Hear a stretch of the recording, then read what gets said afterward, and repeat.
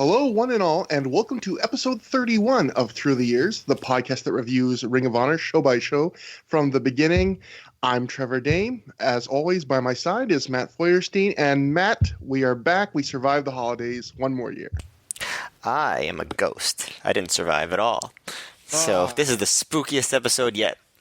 Oh, God, this isn't a keyboard. This is a Ouija board. that explains a lot, actually.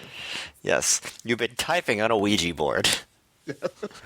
And this is a Boston show, so that means we're not alone. There's one other ghost haunting us, and you might know this spectral envoy from, I don't even know if that's the right word, but you might know him from Joe versus the World. You might know him from Joe Gagne's Fun Time Pro Wrestling Arcade on YouTube.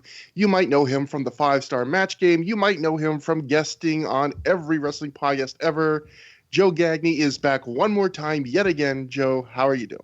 Oh, I am great. I also pound my chest whenever I vomit, and that's a callback to 2 episodes ago. Teddy Hart, which just delighted me to no end. I had to bring that up, even though it's a fairly outdated concept by then. Teddy with MLW, he's more in the news than ever, although that's right. maybe not with vomit-related exploits. No, not yet. Also, Boston show should be in quotes, because we're about 20 plus miles outside of Boston for this, and yeah, we'll get to that in a second. But first, we have to pay the bills, and by pay the bills, I mean have the privilege of telling you about the great stuff at ProWrestlingOnly.com. Check out ProWrestlingOnly.com to explore other podcasts, along with match reviews, features and retrospectives, reviews of wrestling books, video games and matches, playlists, wrestler appearances in non-wrestling TV shows and movies, and more. You can also join the conversation by signing up at the PWO forums.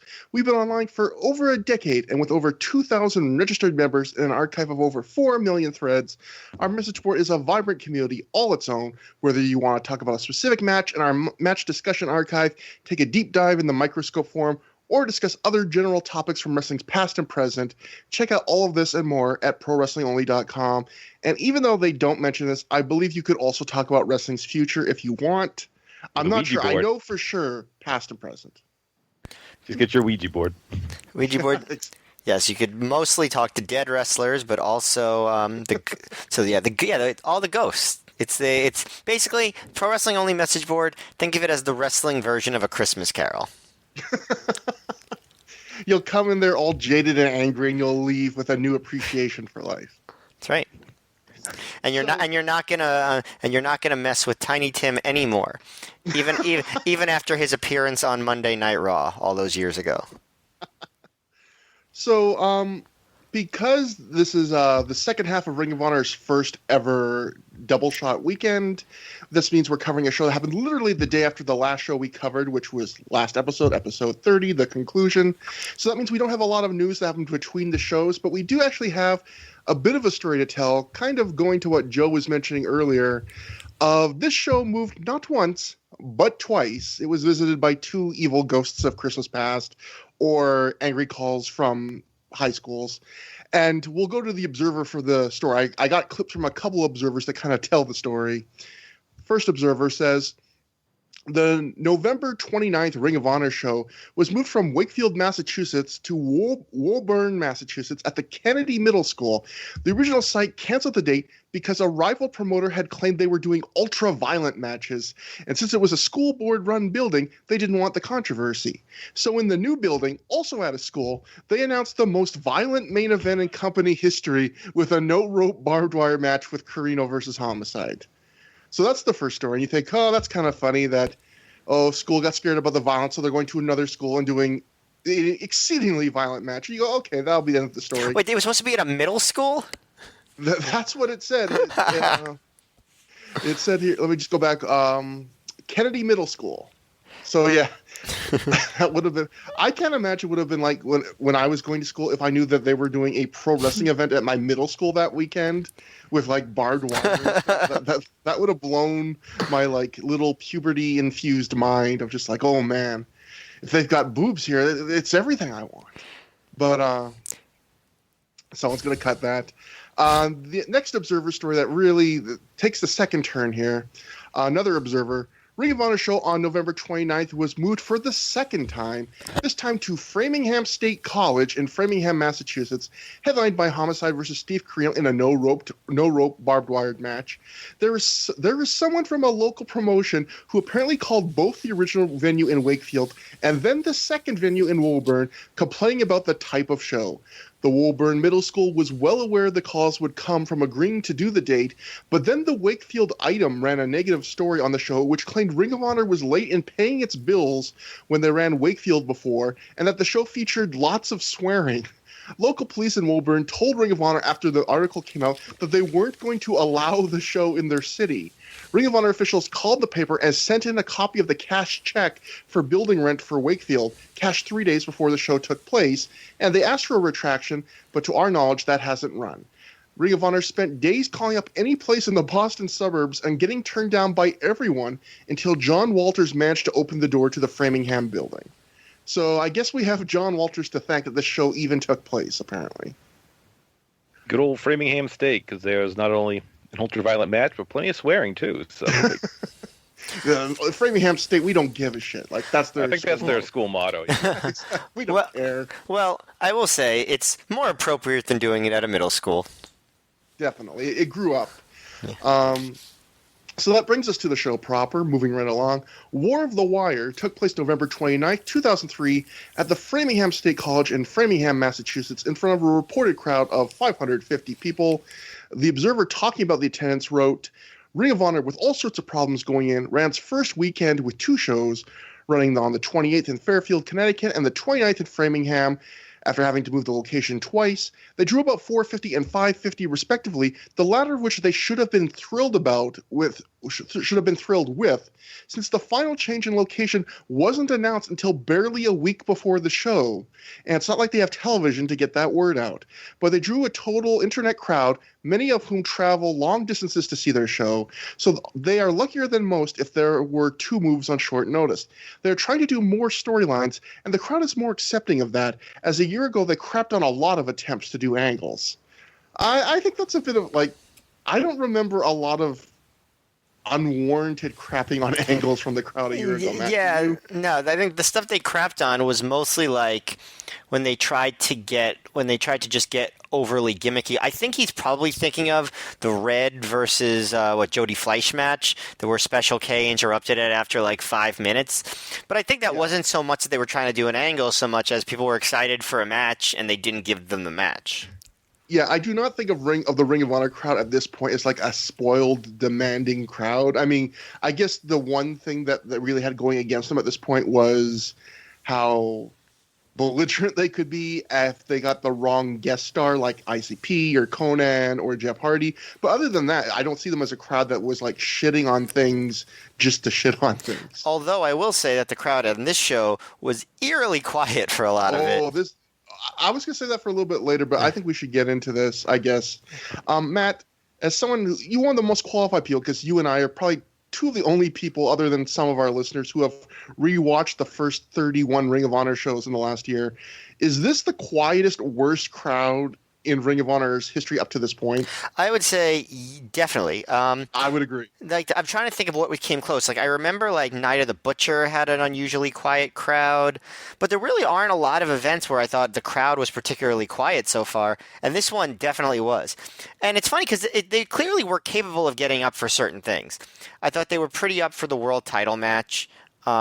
Some of the aspects, like they were into John Walters, which, hey, good for Gabe. He really pushed John Walters, got him over in his hometown. But for a lot of the other parts of the show, they were just really quiet. And I don't know that they were like, I didn't sense a lot of negativity coming from the crowd.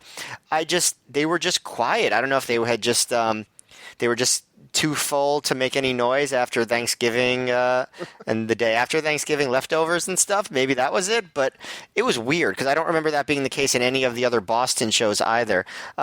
Joe, did you notice that when you watched this DVD, and do you remember thinking that? And how full of turkey were you? I'm likely very full. I went over my original. I did a show report for the CubsFan.com for this show and went over it and didn't make any mention of the crowd being bad, even though rewatching it, it's like, man, it's quiet here. Like, I made a note that a certain spot in the world title match, really blew the roof off the place. And while it was a noticeable pop, it wasn't that big according to my notes. So I don't know if it's maybe they just didn't mic it right. Maybe they didn't have time to really have a proper setup.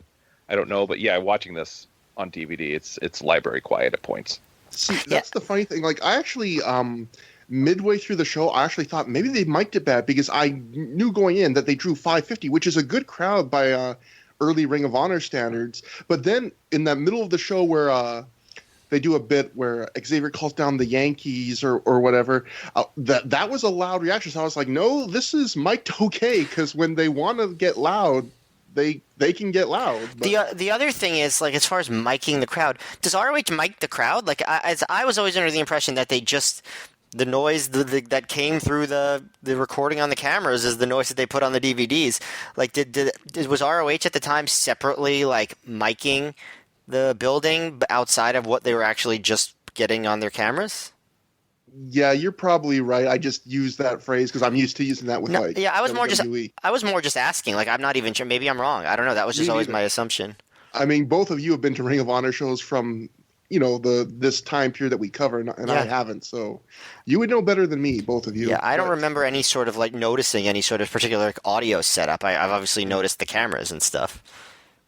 And then one other little note Mike Johnson attended both of the halves of the Double Shot weekend. He actually had a bit of a higher attendance figure. I always go with the Observer attendance figure. He writes, the promotion still drew 600 to the show, which has to be seen as an accomplishment, as Framingham, Massachusetts is nowhere near the previous sites of Wakefield and Woburn. The crowd is even more of an amazement, as it was near impossible to figure out where the building was, and parking was non-existent. The place looked awesome live and should look tremendous on video. The Massachusetts fans jam-packed the merchandise tables during the two intermissions on the show, so it was a good night overall in terms of money for the company. Joe, I'm not going to expect you to remember the parking situation of a 15-year-old show. I like the idea that it was non-existent. Everyone just was like, "Well, there are no parking spaces. We're just going to leave our cars on the streets, like the Everybody Hurts video. And we're just going to go watch this this wrestling." That's a good pull. Thank you. Very quietly.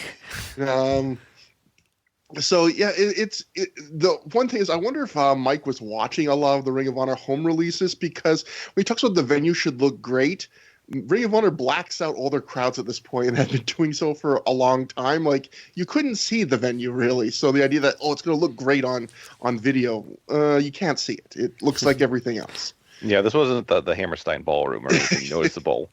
And I will say I actually did miss the first match because I got so confused as to where to go that I ended up being a little late for the show. Even though this was by far the closest Ring of Honor show I had to drive to. It was only about a half hour away from where I was, as opposed to about an hour for the other two. And what a match you missed. And then the one last thing from before we get into the show proper, I just found this going to the Wayback Machine from Ring of Honor's website. I love the tough talk on the Ring of Honor website. This is what they wrote after this show. You can try to knock us down, but we'll always get back up. The lesson here is that people can try to stop us, but they can't. Ring of Honor and its fan base are too united and too strong to be stopped. We will always succeed in the end and put on the best product going today. So I loved, they never call whatever this promotion was that was making these calls and getting them kicked from venues. But I love just the strong wording of you could try and stop us, but we made it here. No parking. They were trying to do the Paul Heyman Defiant thing, but they're just too dorky to pull it off. Yeah, I can only hear that in Gabe's voice. Yeah, exactly. So the show starts proper with Gary Michael Capetta is in the building on a cell phone being told that Steve Corino is approaching the building. He walks about 3 steps outside and finds Corino, so that was a hell of a late call to Gary. Corino wonders why the feud with Homicide really had to come to this tonight. Steve says that not many people have ever fought in a barbed wire rope match. Homicide hasn't, but Steve says he has. He said he wrestled Terry Funk in one and ended up in bed for 2 days afterwards. He then points out that Funk is 59 and Homicide is only 25, and this has him worried, so that Homicide's much younger than the last time he went up against an opponent in this kind of match. Steve says this all happened because of one elbow, because Homicide didn't realize that when the Backseat Boys showed up in Ring of Honor, it was their job to push them back to CZW. So he's referencing the very start of the feud in late 2002, where the Backseat showed up and had an open challenge, and Corino came out as Homicide. He would take them on with any guy from the back, and Corino came out, and then they had some miscommunication, and that's what started the whole feud. As weird as humble a beginning as that is to how crazy this feud got, that's what started it. Anyway, Steve says Homicide almost blinded him when he stabbed him with a fork. He caused a riot in New York City, and he took Corino's hearing away in one ear. Corino says in wrestling, you know never to slap a guy's ear. He says because of Homicide, he can't pick up women in Japanese nightclubs anymore because he can't hear them. Corino says he never tapped out to Homicide. Guillotine LeGrand threw in the towel in their last match because he has friends that care about him and Homicide doesn't. He says no one cares about Homicide, and he compares him to Mike Tyson, saying that people are just using him to make money. Corino says Homicide's overrated, has a big ego, and owes Corino for his trip to Japan with 0-1, and he owes his entire career to Corino. Capetta then tells Steve that because this match is so important, Ring of Honor will have camera crews following him and Homicide the whole night.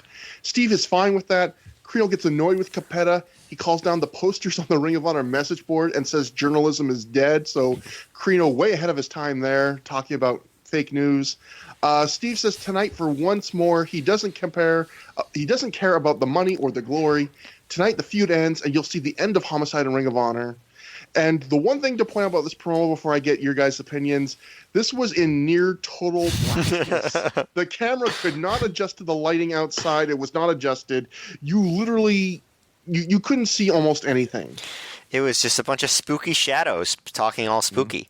It was a literal shadow cabal there that Steve Corino had. Yeah, that's the one thing that stood out to me. The other thing that was funny is the concept that, like, Homicide has hangers on, but, just using him for money, as if, like, Julius Smokes and Benny Blanco are just, like, making bank off of following Homicide to these, like, independent shows that draw a few hundred people. That's funny to me, but I guess you're putting over the gravitas of what they're doing, so I guess I can't knock it too much, but it's funny. Yeah. It was a good. I thought it was a good promo. It was just in complete darkness, which is bad. Yeah, and I did like the idea that they're going to keep the cameras on these guys the whole night, that they're trying to do something to make the match feel special, like we're going to keep cutting back to these guys. So I like that conceit, and we'll see that throughout the show. Yeah, and Corino in particular and LeGrand really do a good job with this throughout the whole show of just their aura is different than usual. They seem very authentic. Well, we'll get to some of the stuff with the sun that seemed a little bit much later, but like they do a really good job. Homicide does a pretty good job. Julius Smokes is Julius Smokes. What can you say about him? I guess we'll get to that in a second. So first, we'll have to cut to Samoa Joe elsewhere backstage in another extreme close-up Samoa Joe promo. Joe says he can hear people saying that cracks are beginning to show in him, that he's losing his touch. Joe says that talk only makes him stronger, and he says fire tempers the soul, and he's been burned to death. Joe says his level of respect for AJ Styles is phenomenal, wink. But when AJ wrestles him tonight, he's wrestling a man who has nothing left to lose. Normally, I really like these little Samoa Joe promos. I think he's really good. I thought this was overly dramatic. He says he has nothing left to lose. He's the Ring of Honor world champion. Yes, I made the same note. Like, yes, he has the one thing that you do have to lose. Like he's reacting this harsh. Like, in a way, it does build up the Joe character, which I think we've already seen this year. When he loses even what you would consider a minor match, he really freaks out about it. But like, he lost the night before in a match where he didn't lose the title. He got pinned by Mark Briscoe, and he's talking about how he's been burned to death and has nothing to lose. Like, calm down, buddy. You're the world champion. Yes. You have the one thing that there is to lose. Yeah, you have the one thing everybody in the promotion wants.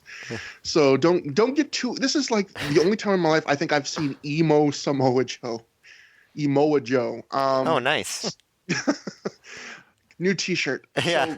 So, Joe Sposto, hope you're listening. Capetta is backstage, making his way through the crowd, trying to find Homicide. He finds Homicide and Smokes outside, like around the crowd who's waiting in line. They were smart enough to use night vision on the camera this time. I was just about to say, I don't know if the camera people are trying to correct for the Corino promo lighting, but all of a sudden everything turns gray like we have glaucoma. That's exactly what it was. Like, oop, we fucked up on that first promo. Let's put on the night vision, and that's what they did.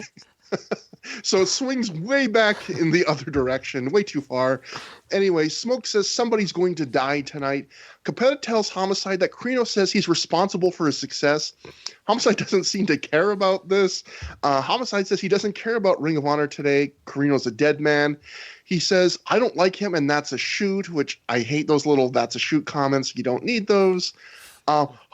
Julie Smoke says they've been chilling with Master P, which made me laugh for some reason. I imagine it's true. Like, why else would he say it?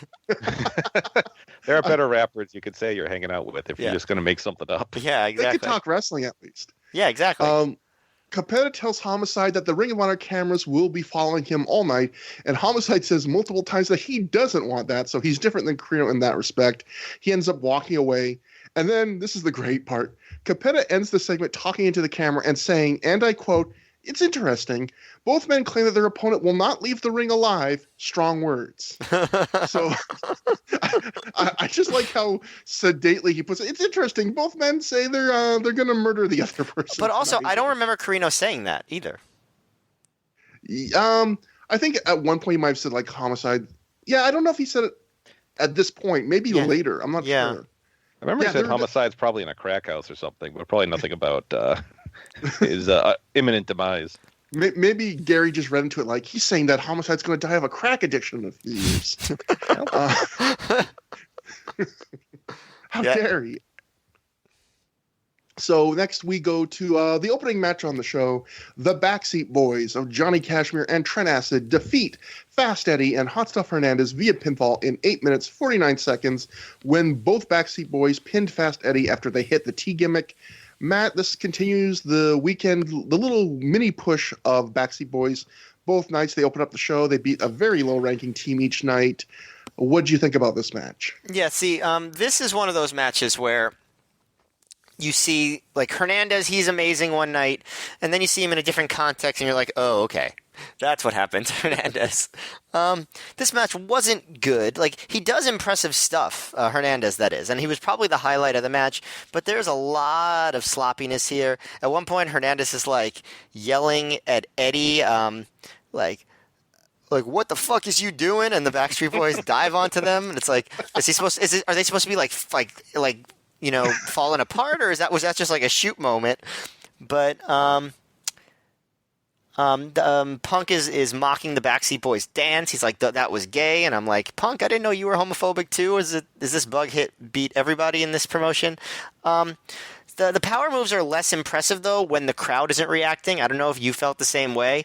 Like, on other shows, he does some big, crazy throw, and everyone jumps up and cheers. But the crowd, as we established, was dead. So he just does a move, and then he looks around to dead silence, and it's like, maybe he doesn't have that much charisma. At one point, he tries to, like, backwards chokeslam Eddie over the top rope onto the Backseat Boys, but Eddie barely gets up and just sort of flops over the top, and even Gabe says it was ugly, and like that was the loudest the crowd was the whole match because they just booed that move. And then Shannon, you fucked up. Yeah, you fucked up, which, I mean, they did.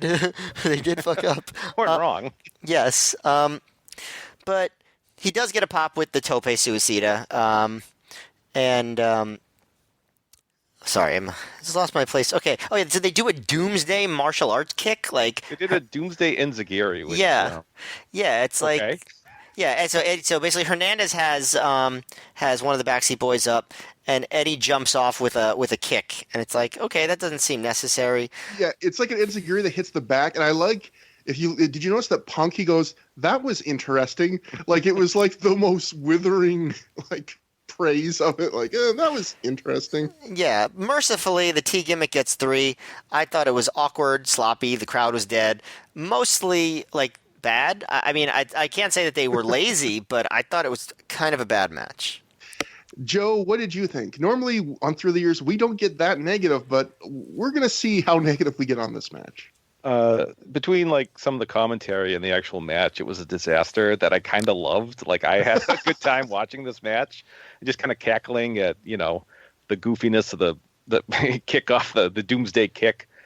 the screwed up throw to the outside. Some of Punk's motif of mocking Eddie's being legally blind, which they hit the T gimmick on the back of his blind head. He said so. I mean, it was just a quick win to get the backseats over. That it didn't really work at all. But I chuckled repeatedly throughout the match, especially Hot Stuff's potty mouth on the outside for no real reason.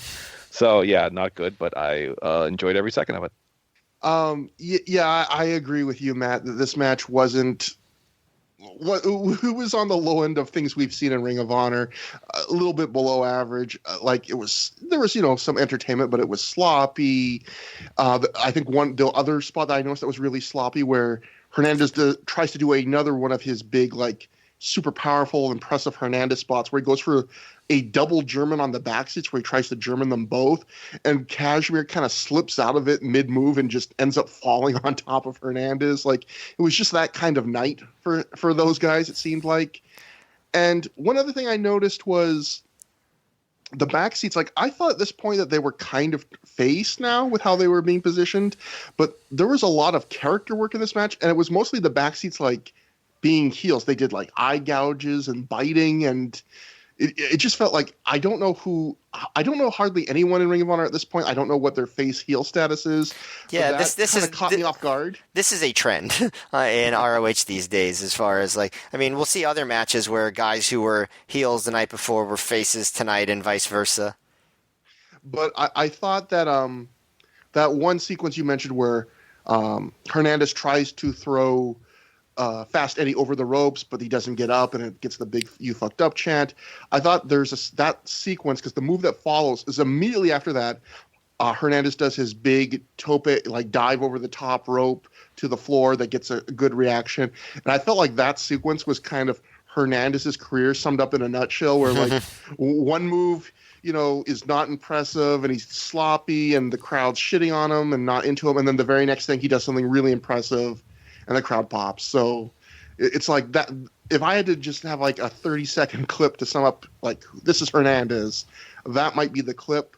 And yeah, go on. No, I keep thinking that Hernandez's run in ROH is over, and then he's back at another show. So I wonder how much more we see of him for a while. I'm not sure. I do know that one thing I agree with Joe about is I thought the CM Punk commentary, apart from, there's going to be another moment tonight too where this is, I think Punk, who's known to be one of the more progressive wrestlers on social media and stuff. At least back then. Some other people have probably usurped him by now, but at the time. Well, even now he's pretty open in terms of standing up for certain things, but there's some things he probably has grown out of that he shows here that he would probably not do today. The gay comment was one. And, people grow out of things. I certainly have grown out of stupid things. But there was one funny Punk. Well, there's a couple funny Punk commentary moments. And I guess we should note, if it wasn't apparent already, Punk's doing commentary for the show. He'll drop in and out frequently. And when he drops out, Doug will sub in. But at one point, Punk makes fun of Fast Eddie, saying that maybe because he's blind, he forgot to wear knee pads. And he just points out that he wears knee sleeves. He doesn't actually have knee pads. And I felt like if I was a wrestler and you pointed that out, I'd be kind of angry. Like, shut up, Matt. Just people won't notice if you don't point this out. Shut up. Nothing that I ever would have noticed in my entire life. Yeah. Exactly. And but then once he points out, you go, oh yeah, he is wearing knee sleeves. He's not wearing knee pads. And then I thought this was a funny moment on commentary. At one point, Trent Acid pokes Fast Eddie in the eye, and Punk says, would that even hurt a blind guy? Like, somehow being blind makes it so having a finger jabbed into your eye does not hurt. Like, I don't know what Punk's thinking, but that made me laugh. And I think I had one other thing I'm just trying to look here. Oh yeah, this is something I have to talk about. I know we have some people involved in the wrestling business who listen to the show. I don't know if we have any active wrestlers, but I have to say this. This is a nitpick I have.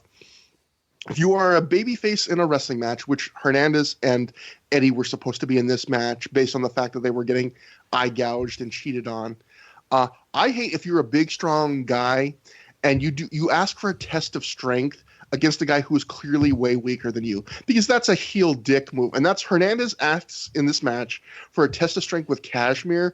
And I just thought that would be like if me and Adele were in a talent show, and Adele before the show was like, "Come on, pussy, I dare you to sing tonight." And it's like, Adele, you're gonna beat me if we both sing. Let me do my own talent. And she was like, "No, you got to sing too, and I'll sing." It's like Hernandez asking Johnny Cashmere as the face to be like, "Test of strength, buddy." It's like, is he fucking like? You're either an asshole or you're really dumb. Because why would you do that to this guy? Now I need to know what you would do to try to defeat Adele's singing.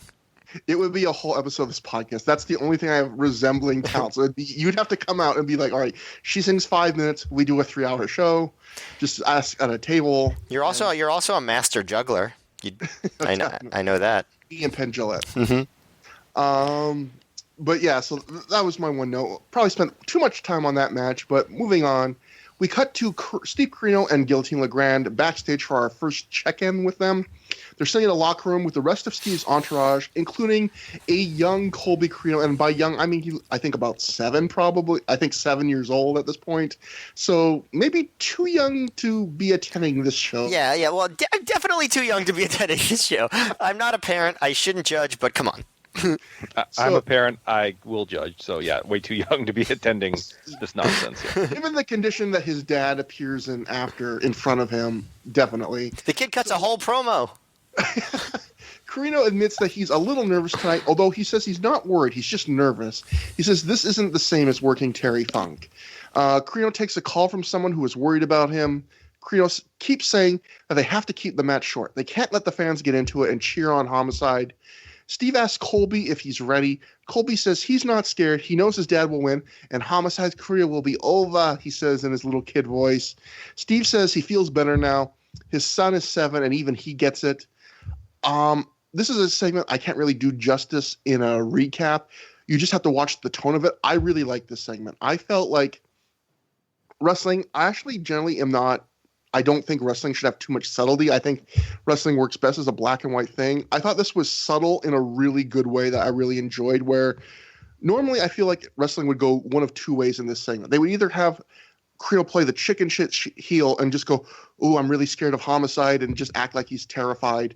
Or they'd have him being like overly cocky. And what I liked here is it felt very realistic. It was in the middle where he's nervous, but he's not like shitting his pants about this. You know, he's going to wrestle this match. He's going to win. He thinks he's going to win, but he's not. It felt like what you would be backstage for a real fight, where there's tension, but you're not backing out of it. You're not scared. You're not crying. And I thought just really good tone to this piece. The only real heel thing that Corino did was bring a small child to this. He but I mean I liked it. I thought the kid cutting a promo was a bit much for me, but Corino and LeGrand were great the whole night, but they were really great here. Yeah, everything they talk about, like their game planning, and again, there's that tension there the whole time. They just really took it seriously in the best way, I felt like. Yep. But we move on. We briefly see a shot of Homicide backstage somewhere else. We see that he's putting down his luggage bag, and he has his classic orange jumpsuit from his Natural Born Sinners era. So he's going to bring that out for tonight. And then we go to match 2, tag team scramble match. Special K of Angel Dust, Dixie, Hijinks, Hydro, and Lit take on Slugger, the Carnage crew of DeVito and Loke, and the SAT of Joel and Jose Maximo in 11 minutes, 34 seconds, when after some chicanery, Dixie rolled up DeVito while holding his tights for the pin. Joe, what'd you think about this scramble match? Not a lot to it. We had Hijinks and Lit in there, so it's kind of the Special K B team in terms of who was there. It was a little kind of formless stuff, just kind of happened, went back and forth. I thought they did a bit where the SATs and Carnage crew kind of filled in on each other's finishers. I thought it was kind of a neat bit. But I thought the ending was dumb because they argued over who should get the pin, which led to them losing. Like, I don't know, if your team wins, I think that's good enough. And also, like, shouldn't there, I mean, I know this is a scramble, but shouldn't there be a legal man for each side? Like, you know, they just kind of kept, pulling each other off for pins. Like, shouldn't one of them officially be the legal man? I don't know. Maybe I'm probably overthinking this second match on the card, scramble match, but that did irk me. But I mean, there was some decent stuff in here, but just kind of, I don't know, just kind of went for a bit and then it ended. So Matt, what did you think? Like, how does this stack up in the pantheon of these scrambles, which are starting to get a little fatiguing, in my opinion? Yeah, I hope that the bookers also have noticed that and they're not as common. So yeah, this is on the lower tier, I think, of scrambles. It's not the worst by far, but it's not close to one of the best.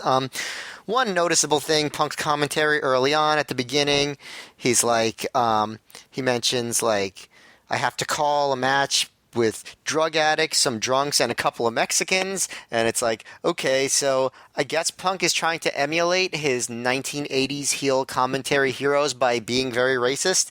And even Gabe, I think, seems uncomfortable by this. He's like, what do you mean by Mexicans? And Punk is like, well, the SAT, they're Mexican, Spanish announce team.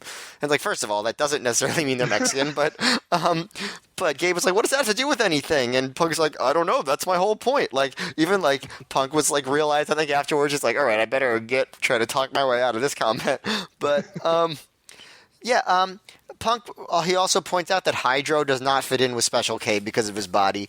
I think even at this point, people are thinking that Hydro is on to bigger and better things at some point. Yeah, I find the commentary more entertaining, honestly, than the match. Like, they have, like, some moves, like SAT have, like, a crab/chinlock combo on Hydro and Angel Dust, and Slugger and Lit are, like, the Logan DeVito do, like, a half crab, back bend combo on Dixie and Hijinks. One thing I didn't like was when DeVito did the Spanish Fly with one of the SAT, because I think it takes away some of the impressiveness of the SAT. It's like, oh yeah, well, this amazing move that the SAT do, but also DeVito does it. That's a good point. I never thought of that, but yeah, it's like if even this guy with a giant beer gut can do the Spanish Fly. Yeah, maybe it's not as impressive. It doesn't seem as cool. I did enjoy Gabe saying that Lit had a Harvard education handed to him, but he spent all his money on drugs and now he's brain dead. Like, oh, what a trajectory. Harvard. I don't know if he mentioned that because they're in Massachusetts or just like that's what came up, but I thought that was funny. But I mostly agree with Joe. I thought that the fighting over the finish is just stupid. First of all, it's like a dumb heel move. Like baby faces don't usually do this, especially over like a low stakes match like this. And it doesn't really lead to anything, so why? I guess just another way for Special K to win without actually winning. But I think that's it. It was just a way to get them a cheap win, even though it was kind of out of character and made the faces look dumb. Yeah, it wasn't. I mean, it's not like there was nothing cool in this match, but it wasn't cool enough to really get on my radar as anything that anyone might ever want to watch.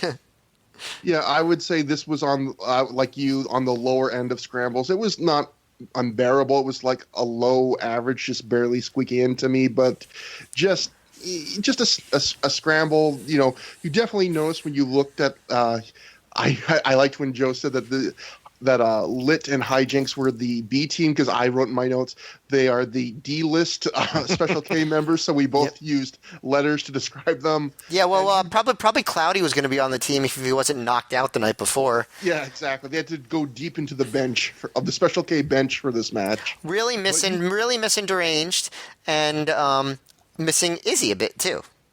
Deranged, who just showed up on Twitter and found one of the video clips I put of one of his spots. So between the last episode on this one, but yeah, this was just there. You definitely noticed that Hijinks and Lit, why they aren't like getting as many matches as the rest of Special K, a little bit rougher.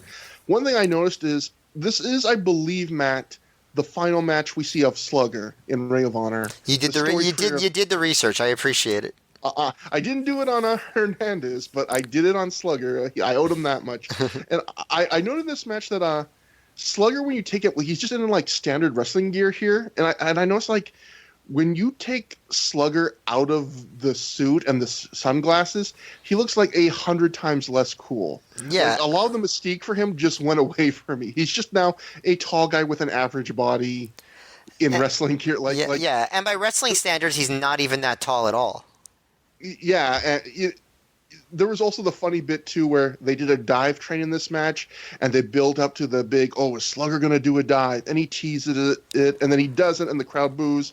And then instead of doing an over the rope dive, he walks up to the top turnbuckle, and it's the funniest thing where It is like the least dive you can do while still doing a dive. He basically just walks up to the top turnbuckle and falls off the turnbuckle, like just drops, and they catch him. And yeah, it was the old man falling out of bed to pay. Exactly. It was like this is probably like all I feel comfortable doing. I imagine he probably thought to himself, and it's the career trajectory of Slugger and Ring of Honor is weird, where they spent so much time building him up. So much time. It's crazy to think about. They went from literally like the summer of 2002, and then when does he have his first match? In like October of 2003? Like over a year before he actually like has a match? It's like they spent so much time building him up, and the second he actually started to get involved, it's like, we don't know what to do with this guy. Like, we were building him up, and now we don't know what to do. Like, they briefly had the anti-Slugger feud, the other big, tall, black guy in a suit. You know, they had their confrontation that didn't go anywhere. They had him break up with Special K and then tease that he would join the Rottweilers. You know, Julius Smokes came on that one show, and then they just started shoving him into tag matches low on the card here, and it was like the second it was like, okay, we got this guy who can look cool and stand against the wall and, you know, slam people occasionally. The second they actually had to do something with him, they were like, shit, like, we're out of ideas. Well, you know, like it's like they never really made 911 a regular wrestler in ECW, and they probably should have just done the same thing with Slugger. Yeah, so, but he did go on to continue to wrestle, I believe, in fact, with a tag team with Anti-Slugger in other promotions. So, nice. So he did, in fact, each other out. I think he still might. I forget which one of the two, but I think one of them is still like wrestling to this day. At least one of them. Man, you did a lot of due diligence on this Slugger stuff, and I really appreciate you. But by a lot of due diligence, I went to cagematch.com and looked at the results. But yes, I spent the like 3.5 minutes. And next up, I just want to make a quick note about the last one. At one point, when I think it was Lit, he had like this kind of vest thing on, and Punk said, "Did he just jump ship?" As if like you'd see him a life vest on. And I was watching this in bed, and I laughed so hard I woke my wife up. But, Punk also used the R word during this the match as a slur, which is also kind of surprising and not cool. But you know, he was so funny without those kind of comments that regretfully he chose to make them. Yeah, it's true. And of course, though, sometimes you forget how young CM Punk was. Like, he wasn't a kid, but he was, what, like 24, 25? It's still pretty young and pretty dumb. You know, at least I was. I don't know. Yeah, I was going to say, thinking about this, because I did notice, and I think we've called out most of his most egregious things he said tonight, that, like, you don't want to give people free passes, but at the same time, I do relate to being young and saying dumb things and then growing up and wishing that there was things that I would never say or do today and take back, and thinking things that I either didn't think would hurt people's feelings or I thought was just edgy. And then when you grow up, you realize, like, who gives a shit about being edgy? Like, that's such a dumb thing to worry about. Yeah, Trevor, when we were that age and younger, we were on chat rooms and message boards together, and I think we probably both remember some of the stuff we did and said, and it's probably not something we really would like to publicize too much. Exactly. So in a way, it's an uplifting thing, because I really do think if you had CM Punk on commentary nowadays, like, actually, he just didn't he sign a deal? He was going to do commentary with some MMA promotion. I guarantee you, CM Punk is not going to be calling guys gay or saying that guy was retarded. Look how he took that kick to the head. Like, you're not going to hear that from CM Punk at age 40. Yep. So our next match, third match on the show, is actually a series of matches. It is a gauntlet match, and first I'll just say this match made me realize why I don't like gauntlet matches. And going through we'll take these one by one, but we'll go through the whole results off the top. BJ Whitmer defeated CM Punk, Colt Cabana, Jimmy Rave, and Matt Striker in 33 minutes, 29 seconds of total match time. CM Punk pinned Jimmy Rave in 11:46 after he hit the Pepsi Plunge. Matt Striker made CM Punk submit to the Striker Lock in 16:43. Matt Striker then pinned Colt Cabana in 28:35 after he hit a Death Valley Driver. And then finally, BJ Whitmer came in and he pinned Matt Striker at 33:29 after he hit the Wrist Clutch Exploder. Before the match starts, Punk got on the mic in the ring. He called the fans morons, and he said he was the victor of the feud of the year last night when he beat Raven, which sounds like a scripted line from Gabe. It probably wasn't, but that's that stiff kind of, I won the feud of the year yesterday. At the beginning of the show, Gabe, even on commentary, congratulated Punk for winning the feud, which sounded so corny, but yeah, exactly. Punk says he turned the locker room upside down last night, and he still didn't find out who took out Lucy, so he's going to do the same tonight after he wins this gauntlet match. Reading this back, I just realized he doesn't win the gauntlet match, and as best I can tell, he doesn't turn the locker room. In fact, he goes back to commentary. So Punk maybe not caring that much about Lucy because he ends up like calling some more matches. And even though this is all post-production commentary, when they do the commentary, they act like they're watching it there live. So yeah, so we'll go to match 1. Jimmy Rave versus CM Punk. I thought this was slightly above average, but it was disappointing, and I really compare it to the recent Jimmy Rave Christopher Daniels match we saw recently, where it's a very technically, mechanically sound match. It's very solid in construction, but I still feel like Jimmy Rave at this point in his career had very little charisma and no character. I mean, at this point in Ring of Honor, his character is he loses a lot and gets yelled at by AJ Styles. And so I feel like he really needed like a big show-stealing match at this point in his career. And he keeps having these matches where it never feels like him and his opponent are like going for it. They're just like these very kind of like demure, like we're not going to overshadow anything kind of basic matches. But there was nothing in this match that was bad. I mean, Rave spent, I would say, like the bulk of the match working over Punk's knee, which would play into the next match. It just wasn't anything exciting. Matt, do you agree, disagree? yeah, I mostly agree. I mean, like for all these matches, like with the caveat being like the crowd is crazy dead, and that makes everything seem less exciting. The one thing that they popped for, surprisingly, was a cravat suplex by Punk, which that is cool though. It was cool, but it's just weird to everything else that they made no reaction to. I did like at the beginning when Punk was doing his promo and the crowd was chanting "Where is Lucy?" at him, and he's like, "I know where Lucy is. I just want to find out who beat her up." Like I was like, "Are you undercutting this or not?" I can't really tell what's going on here. But it was like Ray was working on Punk's knee a lot, and I thought that was a good story. But then Punk kept doing stuff on his knee, like he dropped Rave on his knee and then sold his knee. It's like, you're dumb. He does at one point he literally does a low blow right in front of the ref. And it's like, what are the rules in ROH? And then he hits a Pepsi plunge, which to win, but that also is hurting his knee. So the idea is Rave's going after Punk's knee because Punk's knee has already been injured, over the past month.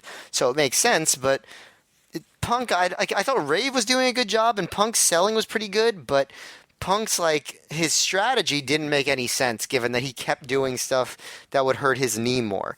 So, I thought it wasn't bad, like you said. The crowd being dead continually takes me out of a lot of these matches.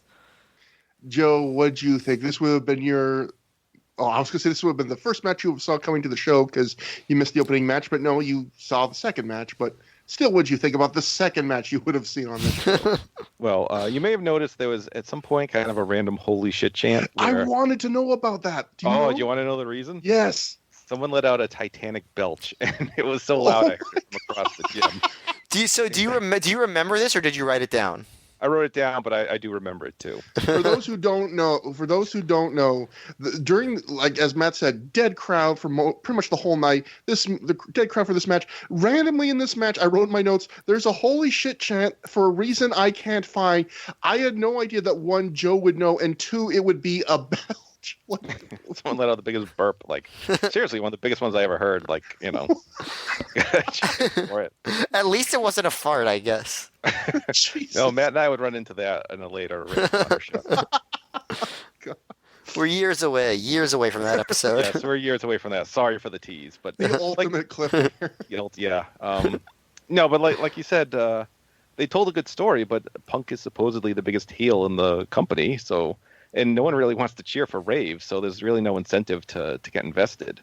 But like you said, it was fine. It was mechanically fine, but it was just interesting to me when they, I heard they set up this gauntlet match. I'm like, oh, they could do something like Punk and Cabana, and just have, or Punk and Whitmer. They were having good stuff in IWA Mid-South at the time, and then they just kind of did not those things and just kind of other less interesting matches. And the other thing I guess I forgot to mention was Gabe is again joined by Allison Danger on commentary like he was on the last show, just for 1 minute, just 1 minute each time. And just like last time, he pervs on her. First, she says she's there to keep an eye on CM Punk.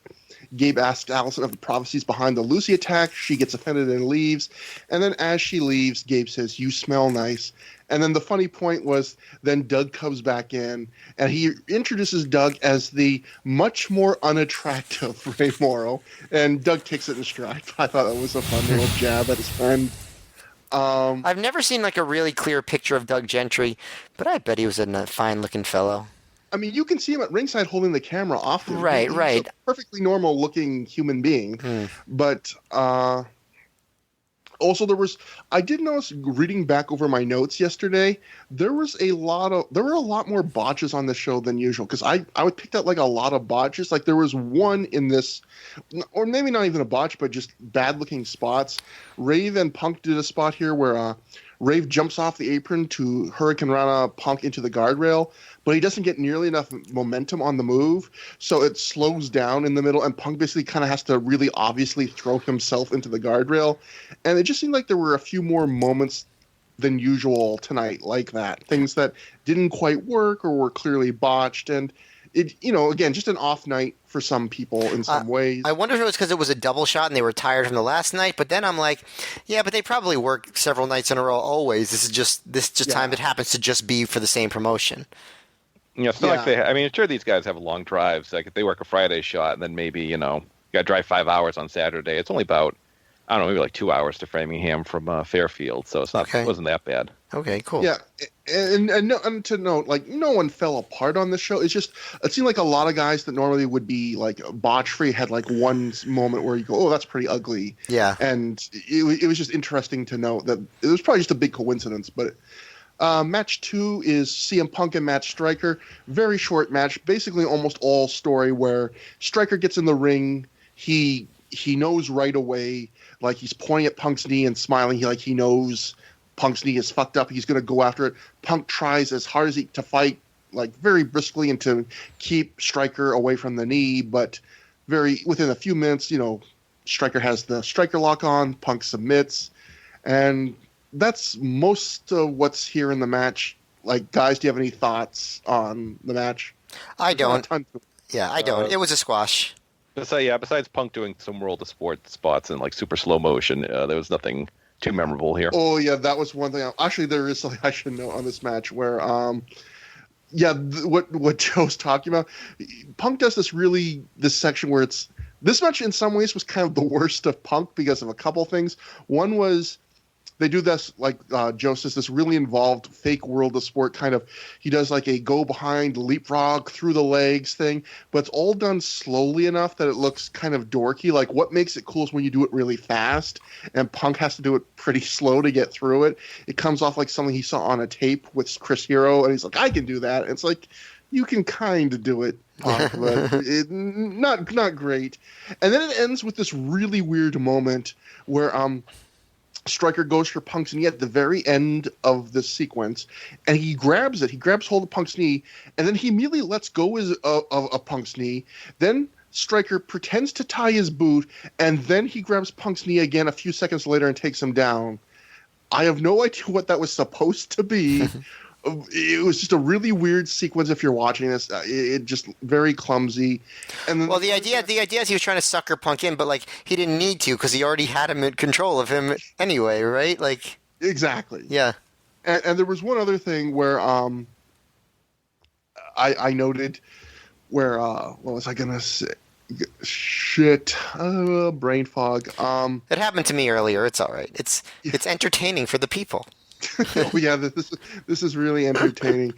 But the other thing I noted was Punk is a guy who I hadn't noticed a lot in these early shows, but one flaw he really had, and I noticed it here, is he's one of the most obvious spot callers in wrestling. Like, you can just see him clearly having full conversations. And there is a sequence with Matt Striker where they're like standing facing off and like throwing strikes and stuff to each other, like face to face, and you can literally see them having a conversation. Like, Punk says something, Striker hits him in the face, Stryker says something, like Punk hits him in the face, like, and not in a like trash talking way, like, do this, okay, do this, okay, grab my leg, okay, like, like the most obvious like conversation. It's very funny, and that's what I took away from this match. So, moving on, it's Colt Cabana versus Matt Stryker third. Matt, this was probably the most like full match other than Rave Punk I think we got out of this. What did you think how these two meshed together? Well, I always find Cabana as a breath of fresh air in some of these things because he brings some life always, which is great. I thought it wasn't bad. I don't know. It was I thought Cabana was good. Like I thought there was still some awkwardness. The crowd was still quiet. But like I liked when Cabana got Stryker in a camel clutch and was plucking at his unibrow. That was a spot that only Colt would do, and I thought that really lightened things up. I thought it was interesting when because when Colt came out, he did this whole thing where his music like sped up and slowed down, and he would dance to the beat. So the crowd finally starts chanting something after a lot of quiet, and they were chanting, "We want music," and but so his music actually starts up. Like I guess somebody in the back was like playing along, and Cabana actually teased walking out, which I enjoyed. So like there's a lot of stalling here, which is not something you normally see in ROH, so I enjoy that. Cabana hit this like awkward like reverse springboard like spinning press thing that doesn't connect well, but he like needs Stryker in the face, which didn't look very fun to deal with. But Stryker hit his run up top rope suplex. That always gets a pop, and that led to the double knockdown. Stryker blocked the Colt 45. Cabana went for like a corner run move, but Stryker lifted him up for a Death Valley driver for 3. I like the finish. So I would say maybe average on your scale. It was average, which is good for this undercard so far. And I always enjoy Cabana during this point. Joe, any thoughts on this match? Punk kind of ran into Cabana as Punk was leaving and Colt was coming out and kind of gave him the, be serious, go win this. You didn't win the Field of Honor. And Colt's just like, nah, I'll just dance and all that fun. And, at one point Colt hit a butt, and they said like, oh, like Iceman Parsons. And I think later there was a Thez press, and someone points out, and someone says, you beat me to that 80s reference. I was like, 80s Thez press? Yeah. Wasn't it like the 80s wrestling? 1880s reference with Luther. but also like it was one of the main moves of like the guy who was the number one star in the world, like for the previous like 5 or 6 years. Like it was like Steve Austin did a Thez press in every match. So Steve Austin's so 80s. A recent reference or a very old one, not the 80s. Yeah. But all I could think, this was fine. But all I could think watching it is like, what's the point? Like what's the point of all this? Like, does anyone get anything if they win? Is it just like, it's just something? It just felt like something. Well, we got a bunch of guys and something we want to do to build a final battle. So here you go. But it was just like, why should I care? I said earlier, this was the match that I really realized I don't like gauntlet matches. Like I realized it watching this match, and I think what I realized why I don't like it is the basic thing. It's like, one of the reasons you watch wrestling, other than the entertainment value, but like one of the reasons you watch is because once you care about the characters, it's like you want to see who's better. Who, this guy versus this guy in a fair fight, who's better. And a gauntlet match is inherently unfair. Whoever gets a draw at the end has a way better chance than whoever gets a draw at the start. And like this match, BJ Whitmer comes in last and he wins after a series of matches. He only has to beat one guy, a guy who's already tired. And it's just, who gains from that? It's not satisfying. No one really gains steam from it. And even Stryker, in this match, makes CM Punk submit cleanly to a submission. But he gains nothing from it because he didn't injure Punk. Jimmy Rave did. And Punk had a disadvantage for wrestling a whole match before a fresh Matt Stryker comes out. And it's things like that where, and then it works the other way. Like in a match like this, Colt Cabana loses to Matt Stryker, who had already wrestled for 5 minutes, which in a way kind of hurts. I mean, it doesn't really hurt him, but in theory, it makes Colt look a little bit like an idiot because he has an advantage and he still couldn't win. And so, yeah, I just feel like gauntlet matches are not satisfying. And I realize you could apply a lot of what I'm saying to Royal Rumble matches, but Royal Rumble matches have some magic pixie dust on them that makes them great. I don't know. Gauntlet matches don't have that, whatever that's missing. But yeah, I agree. I thought this was an average match. I thought these two actually had fairly good chemistry together. There was a spot I liked where Colt was holding on to Striker's legs. Basically, Striker tried to do a reverse Rana. Colt blocked it and just held on to his legs. And then from hanging upside down, Striker sat all the way back up and powered up. And I thought that was really... and then he turned into a forward rolling cradle. And I thought that was a really cool move. And yeah, but just average overall. And then we finally end with another short match. BJ Whitmer versus Matt Striker. If the goal of this match was to whet people's appetites for the Whitmer-Striker final, like Field of Honor final match on the next show, mission not accomplished. Most of this match was wrestled to near silence from the crowd. It was just a few minutes of very mid-level, just standard wrestling moves, basic mid-tempo wrestling. Striker then took a bump from the top turnbuckle where he gets shoved off. He lands on the apron, then rolls to the floor. Gabe tells us that Striker landed head first. The camera never picked that up. Rob Feinstein and the refs come out to check on Striker. They're saying like he's dead or, he's seriously hurt. It looks like the match is about to be waved off, and then BJ Whitmer grabs Striker, throws him back in the ring, hits the wrist clutch exploder, and wins. I guess this is foreshadowing his heel turn. Yeah, this did not hype me more for the next match they'd have. I actually did kind of like the booking of the finish. I thought it was kind of clever, like the idea that Whitmer was going to be ruthless with his supposed friend. And obviously it's building to Whitmer's heel turn at the next show. So I honestly didn't mind it. I agree with you about everything else. Like the match was kind of dull, not super exciting. I agree with you that the booking is solid. Like it's just that the matches these guys have aren't going to justify the booking, I guess. Yeah, I mean, they did have the one good match at the beginning of the Field of Honor, like the Field of Honor qualifier match that ended in a draw. Like I think we both agreed that was a pretty good match. It was, although Doug Keir calls it on commentary an underrated match of the year candidate. I wouldn't go that far. I would slow my roll a bit, Doug. But yeah. No, that was a good match. Yeah, so they I think they had it in them, but they had such negative charisma at this point. Like that's the big thing. I mean, I haven't watched that Field of Honor match in many years, and I'm kind of scared to watch it now for the next show. But yeah, but yeah, I did think of it for what we know they were going for. At the very least, the booking was good.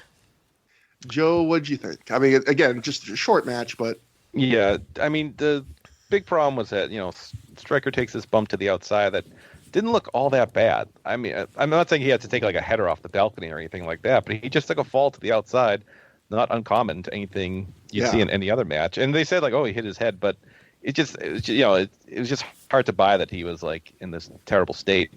And the finish where the ref is like checking on someone and tells the other wrestler, you got to back off, and then Whitmer grabs him and hits a wrist clutch exploder, and the ref's like, well, I guess I better count. Like, I have no recourse here. It's like, well, I don't know. That finish always kind of bugs me. That I think it's silly. Like, you're like, hey, you can't touch him, and then well, you touched him, so you get to win now.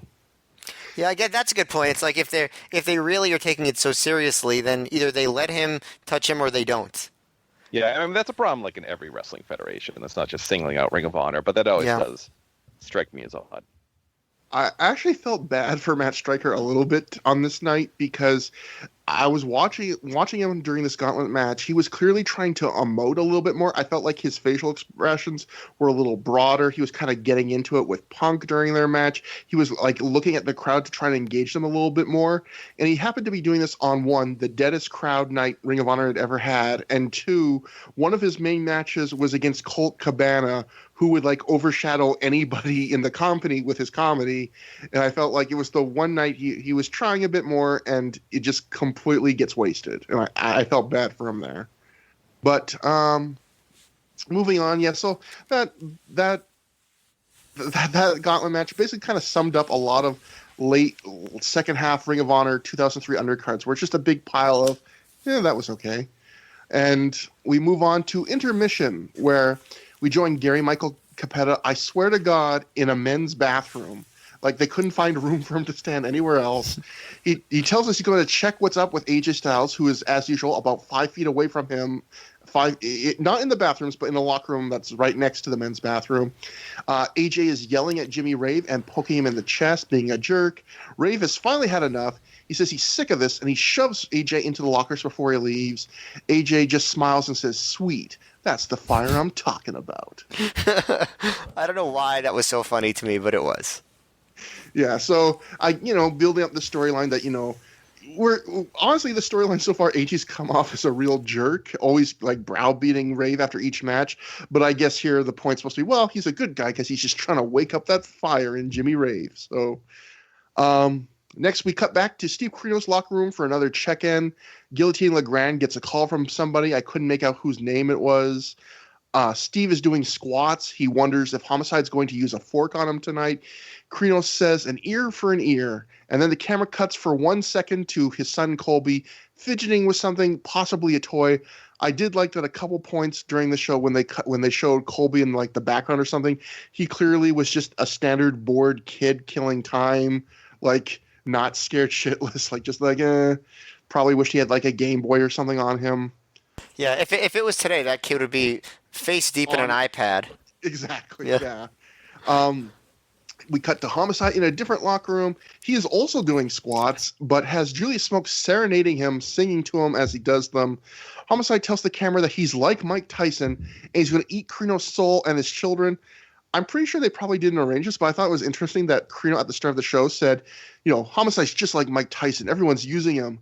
And then later, Homicide's like, "I'm just like Mike Tyson. I'm going to eat your kids." Yeah, but they both made the Mike Tyson comparisons for completely different reasons. Yeah. And we come back from intermission to something pretty weird. We get joined in progress, the Outcast Killers defeating April Hunter and Slick Wagner Brown. And the weird thing is, we only see, I don't know, about a minute of this match. Probably didn't go much longer than that, period. But first off, weird thing, Slick Wagner Brown no longer has the blonde dye job, which really threw me off. And then the Outcast Killers win when they hit the April Hunter with a combo big boot side Russian leg sweep combo. And then Gabe who's calling the match, acts disgusted. Like, he goes, like, "Such a cheap victory. She's a legal participant in the match." Like, the only man-on-woman violence Gabe Sapolsky has ever gotten angry at is the one where it's legal and sanctioned. Like, every other time, he's totally into it. This match, it's cheap. Well, then don't make the match. And yeah, I couldn't figure out what he was saying was cheap about it. Like, just the fact that she's a woman, because it's like, you shouldn't have put her in the match. Then that's weird. And by the way, if you don't think this violence against women counts, just wait a little while. They got you. They got you all set up for later. They knew we'd be counting one day. They knew, and they were like, "Well, we're going to make no ambiguity about this at all. We'll get to it." And Gabe, so this match is basically an excuse for the following angle, because Gabe, he puts over Slick Wagner Brown and April as hometown favorites. He says, this has to be disappointing to the fans. And it wasn't. By the way, this to give you a hot scoop, this is supposed to be Oman versus Slick, but Oman remembered how April had humiliated him last time they were in the area, so they made it a tag match, and it did not go, to my recollection, much longer than what we saw, even though it was clipped it very short. And that's I did good. like Punk. That's Punk good. I was gonna say Punk that's good. returned to the booth and said, he's like, "Oh, I can't believe I have to come back to this." Just kind of buried everyone in the match, but I shared his feelings. Yeah, I was gonna say that's good that Oman remembered what happened at the last Boston show, because I did not. Yeah.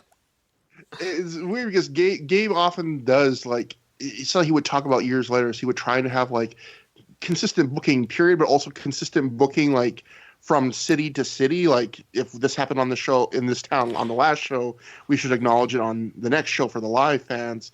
But it's weird. It's funny to think that he was doing it on like a level as minute as an April Hunter Outcast Killers feud. But like, that is an example of how deep Gabe's attention to detail could be sometimes. Xavier makes his way to the ring as the Outcast Killers leave. Hunter and Slick Wagner are still in the ring. Xavier gets on the mic and he calls them typical losers before he says that everyone from Boston is a loser. Xavier reminds the crowd that he's from New York, which gets him a Yankees suck chant. I wrote in my notes at this point, the Yankees might be the most over heel so far on this entire show. This was, like I said earlier, probably the loudest thing on the show up to this point. And for context, 2003 had a particularly intense ALCS between the Yankees and the Red Sox, including a brawl on the field involving like batting coaches and pitching coaches and players and Pedro Martinez, and it was all kinds of crazy. I'm sure Joe remembers it pretty well as well.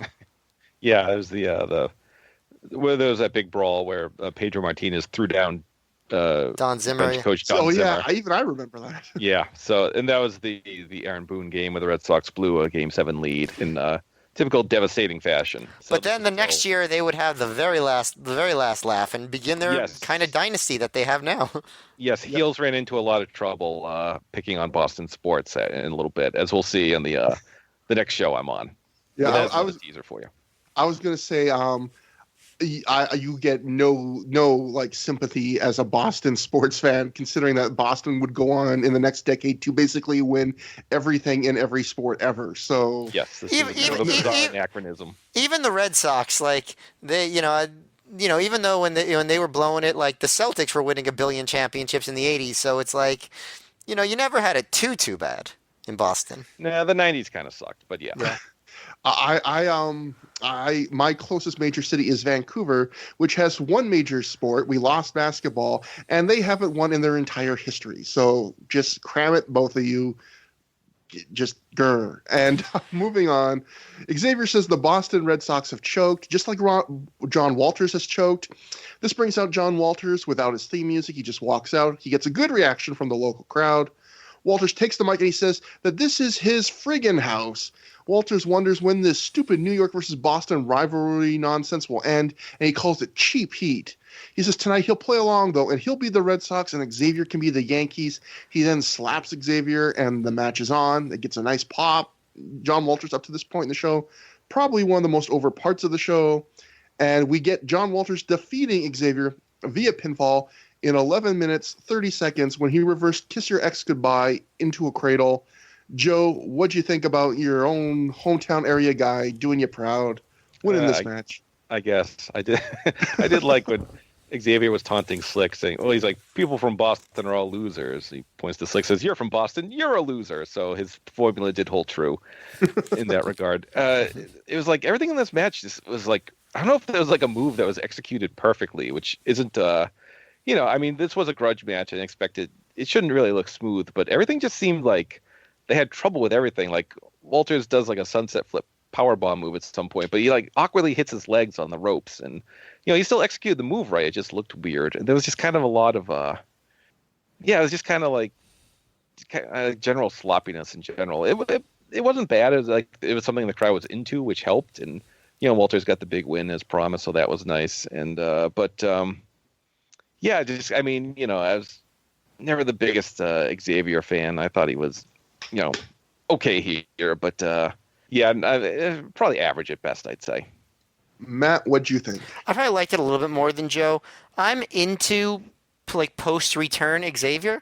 Like I think he's a good heel, and I think he's 1 billion times better than he was before he left. But yeah, there was definitely a lot of sloppiness here. The biggest one being when Walters went for like a running lung blower off the top rope on Xavier, with Xavier kind of sitting facing out on the top rope, but like Walter's knees miss Xavier's back, and basically he just slams Xavier like head first into the mat, and it's like, damn, that seems really, really bad. But I guess Xavier was okay. But yeah, I also noticed that like sunset flip power bomb off the top where Walters, his legs like bounced off the ropes, but somehow he still managed to hit it. But I did like the intensity. I do like Xavier's heel work. He pulled out a ladder at one point and propped it against the post. and then he hit the kiss your ex goodbye for the win, and then like the post match attack by Xavier with the ladder, like I thought it was actually very anticlimactic because like he beat him up with a chair, then he just threw the ladder on top of him. I thought they were gonna do like a ladder spot, and Walters did blade after the chair shots, but they did not do much with the ladder. And I get that they were teasing the ladder because they use it a lot in their next match, but you'd think they would do some big thing with it and during this match, but they didn't. But I thought it was better than average. Nothing super special. I agree there was a lot of sloppiness. It did easily have the most crowd reaction on the show, but so far.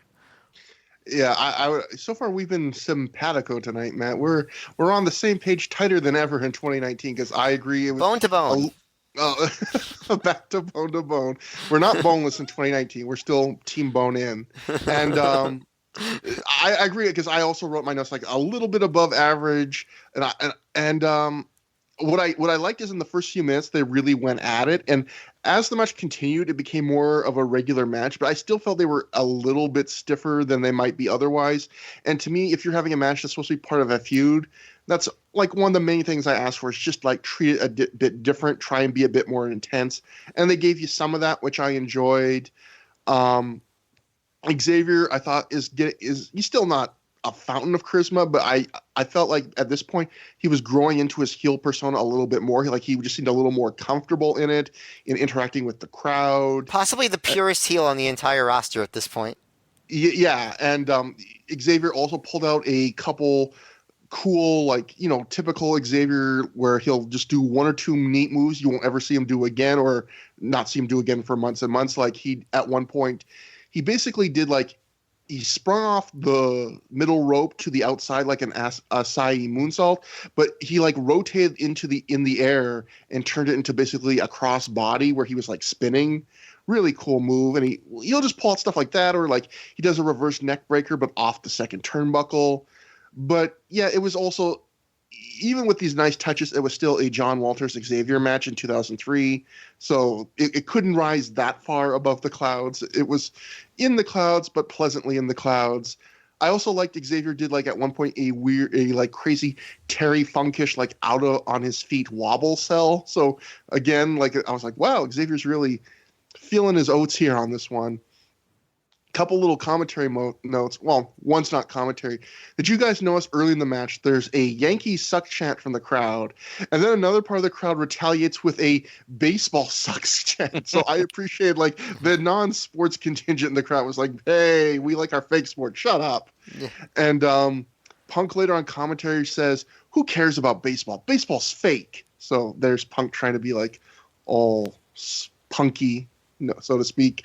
What a punk that guy is. And then also Gabe on commentary. Gabe usually did not jab WWE. This was about as harsh as he would get on them. He says, Ring of Honor is not about run-ins. You can tune into Monday Night Raw if you want to see a great match ruined by run-ins. So Gabe usually would be not going in on WWE. That's about as hard. I was kind of surprised that as harsh as he would get on that. It's a lot harsher than he'd go today.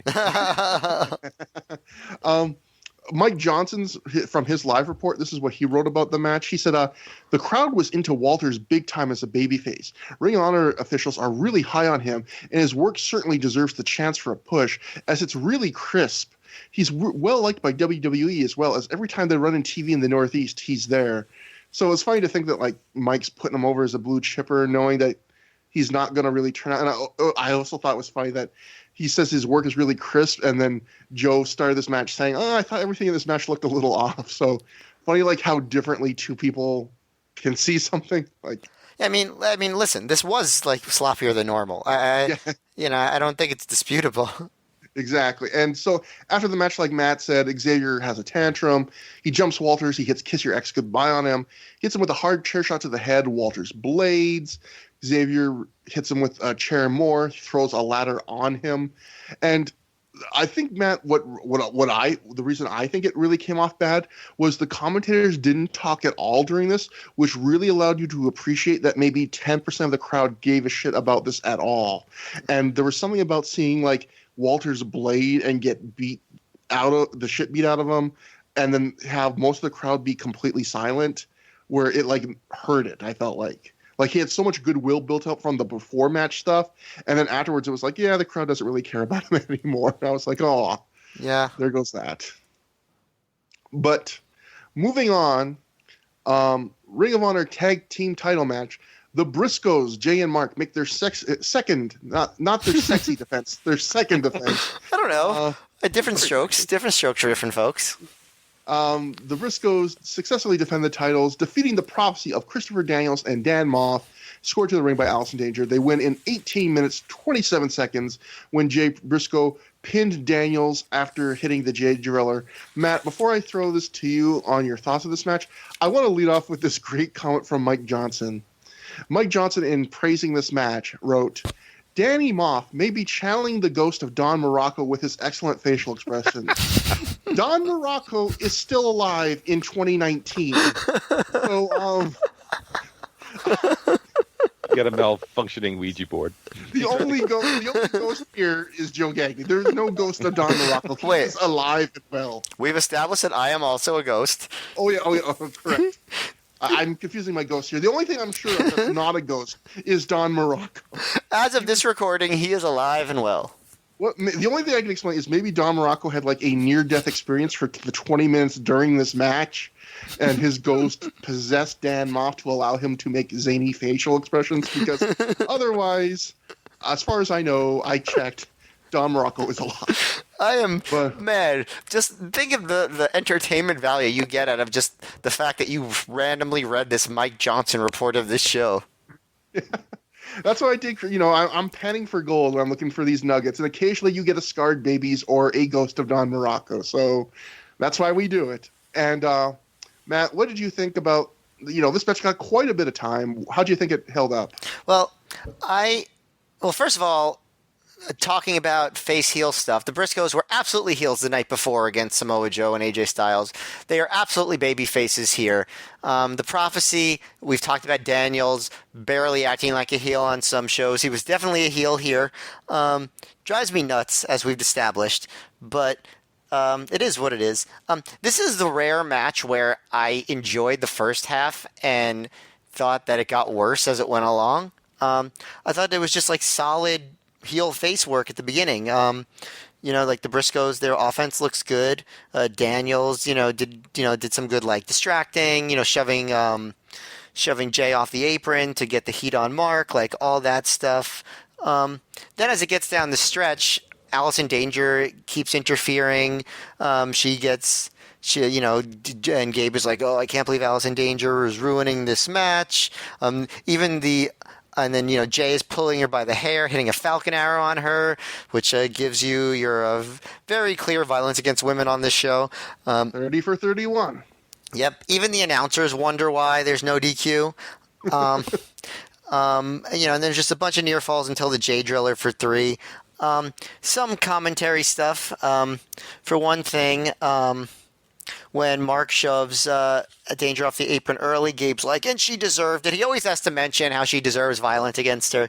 At one point, Punk is talking about Daniels, and he's like calling him old. He's like, what is he, 47? And I just want to note, Daniels is 48 now. So... And he's still wrestling, and I wrote, not only is he still wrestling, CM Punk is retired. Yep. Like he got the last. Like, it's so crazy. I watched these shoot interviews to research, and listen to commentary like this. Like, all the wrestlers, like, they love Daniels. He was always a favorite of the wrestlers, and they always would joke back then, like, oh, we call him OMD, Old Man Daniels. He's 30. Like, he's in his early 30s at this point. Like. It is so weird that he was considered like this crotchety old man. Well, we've established just like how Corino talks about all the kids, and he's like 30 years old, and Mikey Whipwreck with his kids that he trained, and he was like 29 years old, and it's like, oh my gosh, if you ever want to feel old, just watch these shows and look at how they talk about 30-year-olds. But yeah, also at one point on commentary, Punk says, before this night is over, I will confront Christopher Daniels. And the way that they present that on the DVD is a whole nother story. I'll have some answers for that later. Yes, and I'm sure Joe will as well. Oh, yes. I thought that the Briscoes looked really good. It's another one of those deals where the crowd was so quiet, and I did not like the overbooking of the last part of it. But that's generally how I'd go. I would say I don't know. It was 50-50. Like the first half I thought was pretty good. The second half I thought was kind of not good. So I guess it evens out to average. Joe, what did you think? In my original show report, I kind of estimated the match went like a half hour, which, just because they packed so much into these like 18 minutes, because it went on a couple near falls too many for me. There's just kind of too much going on at points. Some very, very good work. I did like the match, but just a bit, simpler would have been better. And we have CM Punk mocking Allison Danger's looks, a running motif. It's always funny because Gabe slobbers all over her, and Punk acts like she's the biggest hag in the universe. But yeah, just a little too much going on here for my taste. And I kind of figured, I think they had announced that Moff and Daniels would be facing Muto and Arashi at the next show, so that kind of hinted they wouldn't put the tag titles on them. Yeah, that seemed the situation they weren't going to win. And not that it hurts that match, really, obviously, because the selling point is just that you get to see the great Muta. But it is kind of weird that, like, going into that show, they lose a very prominent match. But yeah, it was either, you have your tag champions lose, or you have one of your, prominent teams lose, like, twice in a row. Yeah, and I thought this match was good, like, on the low end of good. Like, if I was doing star ratings, like 3.25 maybe or something, or 3. I thought it was like, it's funny. The structure interested me in the sense of, like a lot of Christopher Daniels match, it had a very clear structure, which I appreciate, but it was kind of a weird structure in the sense of the first 3 minutes were kind of wild, where they did the dive train that you would normally see later in the match in like the first 3 or 4 minutes. And then they do a long, like probably 7-8 minute beat down of Mark Briscoe, where he's the face in peril. And like you said, Matt, it's another one of those matches where I think you might appreciate it more if you're not watching every Ring of Honor show in order, because it was kind of hard for me to like totally get into the Briscoes as like struggling baby faces in peril when we had just seen them be heels recently. So that was a bit weird. And then the last half is the back and forth, everyone in the ring, near falls, and it was okay, but I feel like that's the kind of wrestling that's moved on the most, that just chaotic big moves near falls, and that's the kind of part of the match that aged the worst for me. So maybe in that sense, again, we're bone on bone here. We're agreeing that maybe that the first half is more timeless than the second half, where it's like you're trying to go for the big crazy end, but I've seen so much more nowadays in wrestling from there. But it wasn't terrible. It's just, these guys, there's a lot of talent in this match. And it was weird with all the interference from Allison Danger, where I felt like this time, like I feel like on 3 separate occasions, Gabe felt the need to say every time on this show, she deserves it. Like at one point, he even said, when they teased that she was going to get, I think, like the cutthroat driver or something, he says, "This'll kill her, but she deserves it." Like, you think she deserves to die for interfering in this match. That was really weird. Again, the Punk commentary, the jokes about Daniels having arthritis and stuff, it's still so weird to me, especially considering that, like, Kenny Omega today is older by a few years than Daniels was at this point. and they're making arthritis jokes about Christopher Daniels. This is another great commentary moment. Gabe, Jim Cornette's the new manager of the Briscoes, but he's not here on this weekend. He didn't travel in. So Gabe says he bets Jim Cornette will be waiting by the phone to hear how his team, the Briscoes, did tonight. Gabe says he doubts that Cornette will be checking the internet to find out, because Cornette, quote, doesn't believe in computers, unquote. Like, not that he doesn't use them or can't wrap his head around them. He doesn't believe in them. I love that word. Jim Cornette does not believe in computers. The ghost of Don Muraco convinced him they weren't real. And some people might wish, considering whether you like or dislike Cornette's podcast, you might not like that he now apparently believes in computers. But I also like that the Prophecy went for the rocket launcher, the old Midnight Express move, to kind of rub it in the Briscoes' faces, their partnership, but the Briscoes avoided it. I thought it was interesting Daniels took the fall here and not Moff. That was a little bit interesting to me. And I also liked, after the match, Mark Briscoe was still selling the neck work done on him. He was still kind of rolling his neck and grabbing it, so I appreciate that. I always thought Mark showed really good attention to detail and stuff like that, even at a young age. And I like Mark Briscoe. So Moving on, we get the Ring of Honor World Title match. Samoa Joe defeats AJ Styles in 16 minutes, 45 seconds when he made him pass out in the rear naked choke after he hit him with the Muscle Buster, which might have been only the second time he used that move in Ring of Honor. Joe, big title match. We would never see the likes of these two wrestle each other ever again in wrestling. What did you think about it here? I believe for the first time in wrestling here in front of your very eyes. Yes, just a weird anecdote before I forget. Like in the big gymnasium or whatever we were in, there was this big curtain that kind of separated the backstage area from the, where the show was taking place. And I was standing next to the curtain, and I swore I could hear like two people, like it sounded like they were amateur wrestling, or at least I hope they were. So that I always wondered like what was going on back there. Were two guys just like, is it like someone bragging about their amateur credentials and then someone took them up on it, or I have no idea. But no, you joke. We saw this match a bunch last year, and you could tell right here, both guys were really healthy. Everything just seemed really crisp. Especially Joe didn't seem as dragged down by injuries as he is now. There's just some super like kicks AJ hit that just had a lot of snap to him. When AJ pulls out the Styles Clash, I still remember like the crowd going crazy, thinking we were going to see a title change, because Joe had had the title for 8 months. That's a pretty long time for independent title reigns, especially back then. And I kind of thought people expected, it's a big double shot weekend, we got to see a title change, but we did not. I'd say this was, we haven't really discussed, but nothing on the show has been all that great so far. I thought this was a clear step up from what we've seen thus far. I thought this match was pretty good, but I also feel like it was a little bit disappointing considering who the two guys were that were in it. I thought all of their execution, like you said, was a step above everything on the show so far. Well, actually, no, because even with them, there were a couple botches. Like most of what they did looked really good, but there was, I believe, early in the match, AJ Hurricane Rana's Joe, and then Joe quickly tries to Rana AJ, and he pretty badly botches it, where he just basically lands flat on his back like he's taking a power bomb, and it forces AJ to kind of try and throw himself forward. And then later on, AJ slams and suplexes Joe, but he doesn't quite get him up like really easily. It doesn't look great, but although he does get him up for a really good-looking power bomb later in the match. But other than that, I did thought the execution was pretty good, other than those couple, again, the night of weird, like, unexpected botches. But I guess the one thing that made this match maybe not quite hit the heights for me was it almost felt like there were a lot of good ingredients in this match, but they didn't really come together in the sense of I enjoyed everything they were doing moment to moment, but it didn't really feel like an epic match. It didn't really have a story.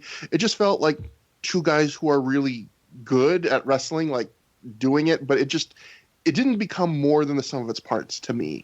Matt, are the bone bond going to break here? Are we going to disagree on this? What did you think? Yeah, I think we're going to disagree. I think I'm probably actually like this match more than both of you. I thought this was borderline great. First of all, I think it's interesting. We take it for granted now, but it's crazy how many shows we're watching where the top matches are top matches that are currently featured in WWE. Like there was like WWE like main matches last year that was this match for a WWE title, and also we just watched Danielson against Styles, which is also a Royal Rumble main event for the WWE title. I don't know. Can you think of another era in wrestling history where a major promotion is featuring matches that were the featured matches in another major promotion, or, major-ish promotion 15 years earlier? Because I feel like that might be unprecedented in wrestling history. Before I go on, am I crazy? Is there precedent for this? I can't think of anything at the top of my head. Like maybe like it wouldn't be a major promotion. I could see like reunion shows, like, hey, we booked the Midnight Express to face the Rock and Roll Express in like 2008 or something, but not like a major company like WWE, like using it as like vital matches today, right, on their main roster. No, because even when you're talking about like people made fun of WCW in the mid 90s and late 90s for like rehashing WWF 80s stuff, but that's only stuff from like 10, 11, 9 years earlier, not 15 years earlier. It's crazy, and it's not done with any sense of nostalgia. It's just like, these are the top guys we have now, and it's remarkable to see the difference in their physical abilities. I just thought, like the botches that you mentioned didn't really stand out to me, and I just thought the athleticism was great. It definitely had by far more crowd heat than the other matches on the show. You know, it was nonstop action. There was a couple like dead-ish moments in the middle, which I thought that's what made it to me borderline great versus actual great. But like just the nonstop moves, and you know everything was so well executed in my opinion, at least to what I noticed. You know, all the strikes. I really liked AJ's, you know, when he jumps over the barricade after the ole ole kick, and then he jumps back over with a clothesline. I really like that. I liked you know, the discus clothesline after the Styles Clash, because you know when you kick out of the Styles Clash, where do you go from there? And I thought they did a pretty good job continuing to escalate the match. I like that Joe he debuted the standing muscle buster. Like this is the first time he ever did that in ROH, and I think that's a big moment. And that's after AJ kicks out of the Island Driver, and then Joe locked on the choke and like wrenches back to get the match to stop. I thought that was really good. I thought Joe looked great here. I thought AJ looked pretty good. Punk's line of the night that he was very, very proud of was when Gabe said, "I can't see this ROH title match going much longer," and Punk goes, "Neither can Fast Eddie." And he's like, "Come on, put that over." And I'm putting it over. 15 years later, more than 15 years later, Punk, I'm putting it over. Actually, probably less than 15 years later as far as when the DVD came out, right? It probably came out after January 2004. But I believe it came out much later. Yeah. So, but yeah, I guess I'm the high mark on this match. Let's say if we were doing star ratings, I'd probably go 3 3/4 to 4 stars on this. I really enjoyed it. See, here's the crazy thing. Like, even though the way we talk about it is different, I would probably give it like 3.5 stars. So our star rating, it's not far apart. Yeah, I'm at like 4 myself. So yeah. Oh, and to answer Matt's question, I guess you could maybe argue something like Ric Flair versus Ricky Steamboat in 1977 in Mid-Atlantic, if you want to say. And 1994 in WCW. Yeah. Yeah. But that, I mean, if you want to argue, I mean, I don't know if those are like spiritually similar companies, but that's like the only real example I can think of. Yeah, I think that's a fair one. But I don't think anyone else had the phenomenon of WWE where they could have had these guys at any point in the previous 15 years, and then they ended up picking them when they were past, you know, maybe not their complete primes as wrestlers, but their physical primes. Yeah, I think I would have. Yeah, I mean, definitely Joe. Well, way past his physical prime. AJ, you know, he might have been peaking in some ways when they got him. I think they caught him right at the tail end of his prime. I would agree with that. Certainly his physical prime was at this point, and he was unbelievable physically at this point. Just what he could do. You know, he became great in other ways later, but man, what he could do at this point, wow. Yeah, from the rewatch, one thing I've learned is, like, 2003 was not Joe's prime as a worker, although he was already very good. But if this is definitely the year, if you want to see like how crazy athletic he was, this is the year to watch, because this is yet another show where he does, like, I think the elbow suicida, and he overshoots again, and he comes out of the rope so hard and so fast, he hits like the guardrail fairly hard. And I think that's like the second or third Joe dive I've seen this year where he's going so fast he actually overshoots. Like, you would look at a guy that size and go, he's not going to be able to do a good dive, and he's doing dives where like he's overshooting everybody, because that's how athletic he was at this point, like just crazy athletic.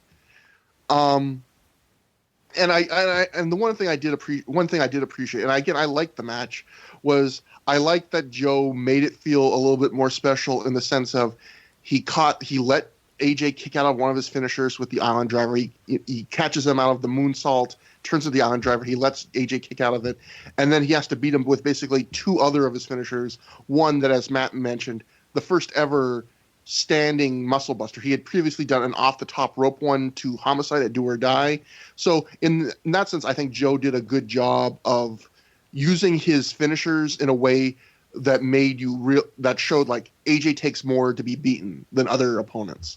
So good on him there. And also Gabe during this match said, "What an atmosphere we have in Boston." And no, Gabe, I'm sorry. Like, no, because even this match, which did have an okay reaction, not nearly what it deserved. I mean, you should be up more. I mean, there was oxygen. We could breathe. there was a mix of different arrangements of carbon atoms. We cut to Special K backstage. Dixie brags about the Escalade his grandmother bought him. Becky still isn't there, and they laugh about what she must be doing with Raven, so whatever. I did not understand the point of this promo at all. I didn't understand anything anyone said. So we get our last check-ins with Corino and Homicide. Corino backstage is right before the match. He's putting on his ring gear. He says, "No turning back now." We cut to Homicide elsewhere backstage. He appears to be praying and meditating as Julius Smokes hypes him up. Smokes calls him the best Puerto Rican star since Pedro Morales and Carlos Colon, so just trying to hype up his boy. And then we cut to a series of still photos of CM Punk and Christopher Daniels fighting in and around ringside as the ring crew were setting up the barbed wire, taking down the ropes. Doug Gentry gets on voiceover. He tells us that Punk came to the ring between matches and threatened to ruin things unless he got some answers on Lucy. He pointed fingers at Christopher Daniels, and Daniels came out to fight, ending with CM Punk hitting Daniels with his own last rites on him. Doug says the Second City Saints Prophecy feud is on. Now, watching this, I was like, why are they doing the early 90s WWF move where they're showing nothing but still photos and no live footage for what sounds like a pretty major angle? And Mike Johnson's live report gives us the answer. Mike Johnson wrote, Gary Michael Capetta interviewed CM Punk, who reiterated that he believed Christopher Daniels attacked Lucy. Daniels came out and denied that he was behind the attack, and Punk couldn't handle the truth of what happened. Punk demanded to be told, but Daniels attacked him. They brawled into the ring as the Ring of Honor crew put up the barbed wire match. Punk got the better of Daniels until Dan Moff made the save. Punk's mic work was, as always, on point, and Daniels was good as well. They actually ended up ad-libbing part of the interaction back and forth to stall for time when the Ring of Honor camera at ringside that was shooting the angle needed a battery change. But everyone was so smooth, it didn't even seem the crowd noticed. I guess the answer to this is the battery change didn't go off that well. Yeah, that's my guess, considering that we only got still photos. Joe, what did you notice any of this live? Well, what was interesting is that first of all, it took forever to get the wire up. This was something there were no ropes, just barbed wire. They had to take the ropes down, hang up the wire. It took forever. That's the war of the wire they were referring to. Yeah, that's true. And Punk and Punk and Daniels are like fist fighting outside, and the workers are still like putting up the barbed wire like. They're madmen, like brawling, like a foot away from them. They're like, "Well, got to keep going, guys. Show must go on." And I would have thought. I just remember the crowd being like, "You thought they were dead before? They were dead silent while all this was going on." So I thought they were just like didn't want to air it because this was a big angle and no one reacted at all. So in a way, maybe this was good because. Yeah, I feel like just the same way with the Walters angle on this night, that if you do a big angle and the crowd's dead silent, that actually hurts things. So I was going to say, I'm honestly fine with them doing it this way, except the thing that I didn't like is that after this, for the main event, Punk is back on commentary, seems totally calm, doesn't acknowledge it at all, and it's like, if the storyline is that you were just in a major fight with someone who's about to become your rival, you'd think that you might have a little bit of, like, leftover intensity from it. It might still be on your mind at least a little bit a few minutes later, but I don't know. Like, that was one bit of continuity that they messed up with. And again, even just the idea that, Punk early in the show said, I'm going to, stop at nothing. I'm going to tear up the locker room again and investigate and find Lucy. And he spends most of the night doing commentary and wrestling Jimmy Rave and Matt Striker. Like, it's a little inconsistent, but brings us to the main event. Ring of Honor's first ever no ropes barbed wire match. Steve Corino with Guillotine LeGrand defeated Homicide with Julius Smokes in 21 minutes flat when Corino put Homicide in a barbed wire assisted Cobra sleeper and Julius Smokes threw in the towel. So my opinion on this match is, it in a way it's unfair, but I'm always going to compare it to the Bitter Friends Stiffer Enemies match because that was the last match they had, and super duper, that was a fantastic match. I thought this was very good, but not as good. And I would say the main reason why, for me, was one of the things I loved about the Bitter Friends match was it had, like, plunder in it, but it never was the star of the show. It felt like the main point of that match was the hatred and just the attack but the fight between these two guys who hate each other, and the weapons had a guest star role. This match is much more like a lot of wrestlers treat a weapons match, where the weapons are kind of the star of the show. I felt like it still did have some of that Homicide Corino magic in it, but not as much. But other than the first minute or two where they're tentative, most of the body of this match is just them giving you one weapon after another. It's barbed wire rope spots, a barbed wire table, a barbed wire wrapped baseball bat, a chair, a guardrail, rubbing alcohol, a fork. They just a billion weapon spots, and that was most of what they did until the final few minutes, where in a kind of an interesting choice. In the final few minutes, they start doing wrestling moves. Like you would think in a match like this, you would build to the weapons at the end. Instead, most of the match is the weapons, and then at the end, it's like, okay, now we're going to do the wrestling moves. And I don't know if I dislike it or like that. Like, on one hand, it's different than what I expect. On one hand, I don't know. I can say I thought this match was really good, and it was definitely a spectacle. Lots of blood, lots of violence, but it didn't feel as unique and as special a moment in time as the Bitter Friends match was. But that might just be lightning in a bottle. I don't know. Joe, what was it like watching a match like this live? Had you ever seen a match quite like a barbed wire match live before?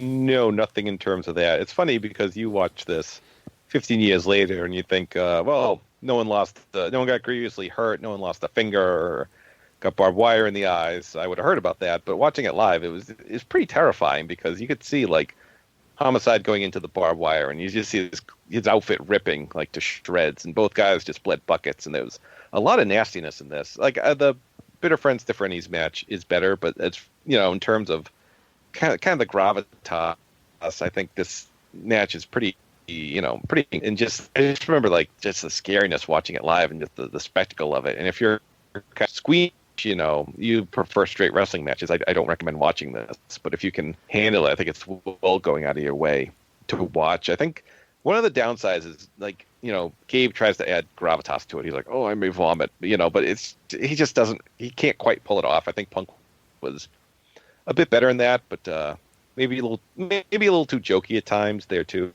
Because this one point where he's like, Homicide takes a barbed wire bat and stomps it in Corino's ear, and Gabe says like, oh, I think he's bleeding from the ear, and Punk's like, of course he is. He just got stomped with a barbed wire bat. But I think this really kind of makes the show in a way, and if you're okay with this kind of match, you should check it out. Matt, how'd you think about this match? I know you also love the Bitter Friends match, so what do you think going into this one now? Yeah, I actually pretty much exactly agree with Joe.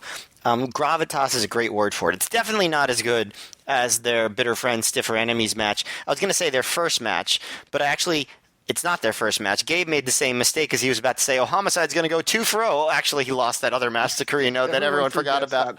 Yeah, because it was it was nothing. But it wasn't a good match, no. Yeah. But this was not as good as the Bitter Friends Stiffer Enemies. But I thought, like you said, if you can handle watching a match like this, especially years later, knowing that people were not, people came away from it in better shape than actually they came away from their first match against each other. I'm not their first match. Man, I'm going to keep making that mistake. Their Bitter Friends Stiffer Enemies match, they were, less harmed by this match because no one lost their hearing.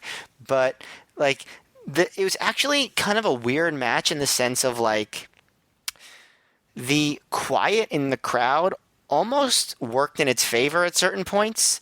Like that the crowd was kind of in a hushed, intense silence, like in awe of what they were seeing, maybe made uncomfortable, because it was, obviously uncomfortable, right? And it's funny, the one thing, the guys going into the barbed wire didn't get a pop.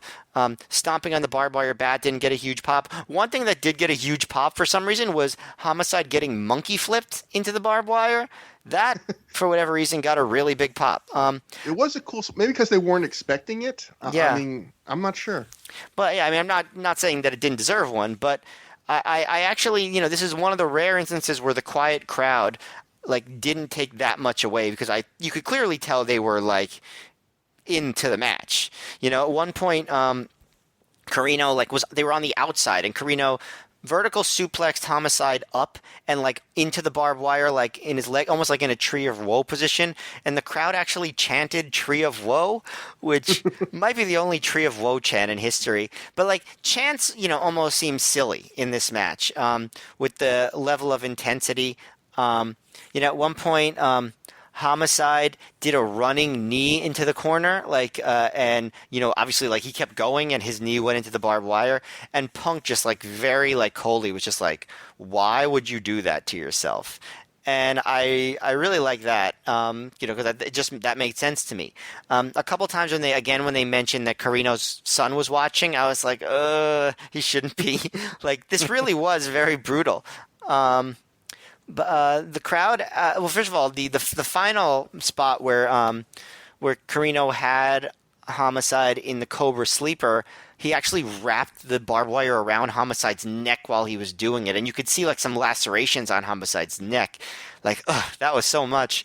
And I actually liked the storyline of Smokes throwing in the towel because Corino was saying in the promo, Homicide, you don't have anybody that actually cares about you who would do this for you, and then Smokes proved that he actually does care about Homicide and threw in the towel for him. So I thought that was another layer. But I agree with Joe. This is a match, like, if you can handle it, it's worth going out of your way to see. It's brutal, but they really, like, if they're going to do this gimmick, they did it right, in my opinion. I thought they built it the right way. They sold the intensity the right way. It really felt like something special and important and, like, scary and heavy, and that's what you want for a match like this. So I think it's worthy of having a DVD named after it. And I feel like this match was full of great little callbacks to the feud. Like they both went for the move that they had won their previous, because at this point they were 1-1, so they both went for the move they'd won their previous match with. Like and they were both key points. Like when Homicide goes for the STF, which Legrand had to throw in the towel for last time, this time Legrand gets in the ring and throws rubbing alcohol all over Homicide, who's bleeding bad. They both are. And what was also cool about that was Steve Corino also sells it like some of the rubbing alcohol gets on him. So he doesn't sell it like, oh, it only hurt my opponent. It's like, God, shit, like you got rubbing alcohol on both of us. That was really cool. They Corino and like Homicide's going after Corino's ear. Although the one thing I thought about that was like Homicide keeps going after Corino's ear. It's like, how much more can you hurt an ear? Like he's deaf in that ear. Are you going to make him deafer in that ear? Like, shouldn't you go after the good ear? Like, you're not going to win the match by ear pain. You've kind of accomplished your mission with that ear. I don't know. But when you got in trouble as a kid, did your mom ever pull you into another room by the ear? Because I can tell you can win a match with ear pain. Although I was lucky, I didn't have that kind of mom. But I will say that sometimes when I get like allergies or something, my ear gets messed up. It affects my equilibrium and whatnot. So that's true. And I also, don't know if I think his equilibrium's probably pretty messed up as is, but who knows? Maybe it's extra sensitive. Yeah. Did you ever have one of those like airplane flights where like your ear is like especially like affected, and it's like and it hurts for like an hour after the flight too, and it's like ugh. So yeah. Anyway. But one thing another thing I really liked about the match, like Matt, first I agree. I think you made a great point about the shitty quiet crowd. No offense, Joe, but the shitty quiet crowd, where everyone in that crowd was horrible. No offense, Joe. I was especially bad. Yeah, they did actually, in a way, I do agree. It did kind of help the match in some respect. The one exception was there was a couple, I forget which specific spots, but there were a couple like really violent spots where you could hear like one or two people in the crowd laughing afterwards, and it was like that kind of threw me off. Like, don't laugh at this. Is pretty severe. Maybe it was nervous laughter. Like, what do we do? I don't know what are we just gonna stand here? And there was one thing they did which I do not like when crowds do, which is when you're seeing a really crazy, special, violent match and you chant for a table. And now in their defense, the table was in the ring from the start of the match, but this is a match where I read off earlier the list of weapons in this match. You were seeing so many crazy, violent things you don't see all the time. I don't get fans' preoccupation with like a table. Like you saw, Corino is stabbing Homicide with a fork and pulling apart or I guess Homicide was. But then later, Corino's pulling apart the cuts on Homicide's head. They're running into barbed wire. They're doing all these crazy things. And the crowd's like, we want to see a guy go through a thin particle board. Like, just, like what's the preoccupation? That's literally what they chanted, too. Yeah. Like, you're seeing 8 things that are way crazier and way more rare in wrestling, but you still have to have the table. It did kind of work out, though, because Corino used that as an opportunity to like tease. He would use the table and then to flip the fans off. And what I liked is later when Homicide put him through the table with a T-bone suplex, I don't know if they intended this, but it came off as like a great heel comeuppance where if Corino had actually just listened to the fans and used the table and not been a dick, there wouldn't have been a table for him to go through later in the match. So I liked that. I liked how when Corino gets the Cobra Sleeper, which he won their first match in, I like that Homicide backed into the remains of the table to break it up. You know, he avoided losing that way, but then at the end of the match, he finally couldn't avoid it with the barbed wire. And yeah, just a crazy, wild, and I love the pace these two do. Just like the last match, they don't go a mile a minute. They're not like they take their time, but it always still feels like they hate each other. Like it's not meandering, but they're not just like at each other's throats a mile a minute. And I really think that's a cool pace. They don't do the obnoxious Triple H, Shawn Michaels, Hell in a Cell thing where they try to be over dramatic by selling every move for 15 minutes either. They take their time, but they don't take too much time. Yeah, and it's in a way it's a shame that there's that first match in this feud because technically the feud stops here for quite a while. And technically, Corino wins it with 2-1, but it would have been so great if they actually didn't do the disappointing first match at the first-year anniversary show, because then you have this really nice symmetry where both of the last 2 matches end the same way with a friend throwing in a towel. They would be tied at 1 and win apiece. Like, in a way, it would have been better if this year we just had these 2 matches. But this is the last great match of their feud. I will say that. Yeah, unfortunately, but. Oh, one other thing that we did not mention. Early on in the match, Homicide bails to the outside. He grabs a piece of pizza from somewhere, and he, like, cuts it on the barbed wire to show us how sharp the barbed wire is. I don't know where he got the pizza from, but there it was. Well, they usually do a cabbage, but I don't think they were serving that at the arena. So. If they were, like, what a weird arena. I would have loved if Homicide did the infomercial thing, and then after he cut the pizza on the barbed wire, he took like a tomato. He's like, it's still sharp enough to cut a tomato. Like, this thing's never going to get dull. But after the match, Corino and Homicide lay motionless in the ring for quite a long time because I think the camera cuts at one point, and like the barbed wire has been taken down. They're still barely getting up. The house lights are on. And they slowly finally make their way to their feet. Corino offers a handshake to Homicide. The crowd appears to really want to see it. And Homicide takes a long time to think it over. He puts out his hand like he's about to shake. And then he almost shakes, but then leaves. And it was done in such a way where it wasn't like the heel move of like, haha, I fooled you. It was more like Homicide was considering it and almost did it. And then at the last second just had like a change of heart. So yeah, that's Oh, go on. No, it was a good spot. It was a good moment as the crowd was just like kind of like just watching, again, silently. But they were watching to see what would happen. And I thought that was a good way to play it. Because, Corino, they treat him like he is, like a huge asshole heel. But he's also, like, not pure evil, Like, he's, like, there's a little bit of a reasonableness to him. And Homicide is, and Homicide in some ways as the babyface has been horrible to him. He was the one who stabbed him in the eye over what happened. He's, in a lot of ways the bad guy in the feud. He just has a lot more heart and integrity than Corino does. But Corino was trying to, was trying to be the bigger man, and Homicide wouldn't allow it. So it added some nuance to the feud. I get frustrated by the face heel stuff, but I think in this case it works. Yeah. Also, I can't now stop thinking about the idea of creating an infomercial for barbed wire. It's not just for keeping cows in. It can do a lot more, Matt. Keeps sheep in, keeps thieves out. That's right. Punk pretty much said that on commentary. That's like origins. Yeah, Yeah, like that's the interesting thing. Yeah, Punk actually on commentary explains Punk literally basically explains what barbed wire is supposed to be for. Hey, keeps cows in and keeps people that want to steal those cows out. It's thank you, CM Punk, for explaining barbed wire. That was interesting. But yeah. So anyway, I got lost in my thought. We cut to Corino going back to his locker room. His son Colby is waiting for him, and this is, Matt, where I started to get kind of uncomfortable too with the idea that Colby is seeing his dad, even though I'm sure his son knew wrestling was fake at this point. But you're a little kid. How sure can you be? And also, the match wasn't that fake. Yeah, and you're 7 years old, and I don't care what it is. When you're 7 and your dad comes back to see you and he's covered in blood, that's not a good feeling. That's something you're going to tell a therapist about one day.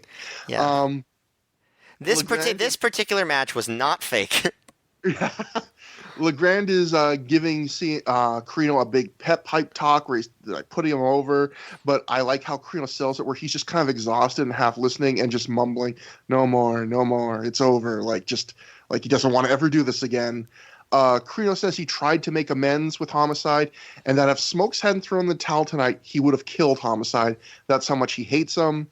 Corino says tonight was the most brutal match he's ever been through. He says that Homicide had a chance to end things tonight and didn't, and he asks Homicide, what's it going to take? Colby appears to say that he called his dad's victory earlier. I couldn't quite make out what Colby was saying, but it was basically I told you my dad was going to win. Corino says he can't do this anymore. No more hardcore wrestling. LeGrand tells Corino he has nothing left to prove, and he doesn't have to come back to Ring of Honor. Homicide should have shook his hand, and if Homicide wants to, not Hamicide. That's my favorite sandwich. Homicide says if he wants one more or even two more, too bad. So they were kind of teasing that the tone of all this stuff was kind of maybe one day, but we're going to tell you it's over for now. That felt like the tone of this. Hamicide, it sounds like a PETA ad campaign. There's a price to ham. Look at our videos of Hamicide. Mm-hmm. But and also somehow we're going to make it sex related as well because we're PETA. Yes. If you have barbed wire, it keeps people from committing Hamicide on your pigs. That's right. Hamicide would be obviously Homicide's character in Into the Spider-Verse sequel next to Peter Porker, the amazing Spider-Ham. Yes, it's a Spider Pig. It's literally. It would be Hamicide.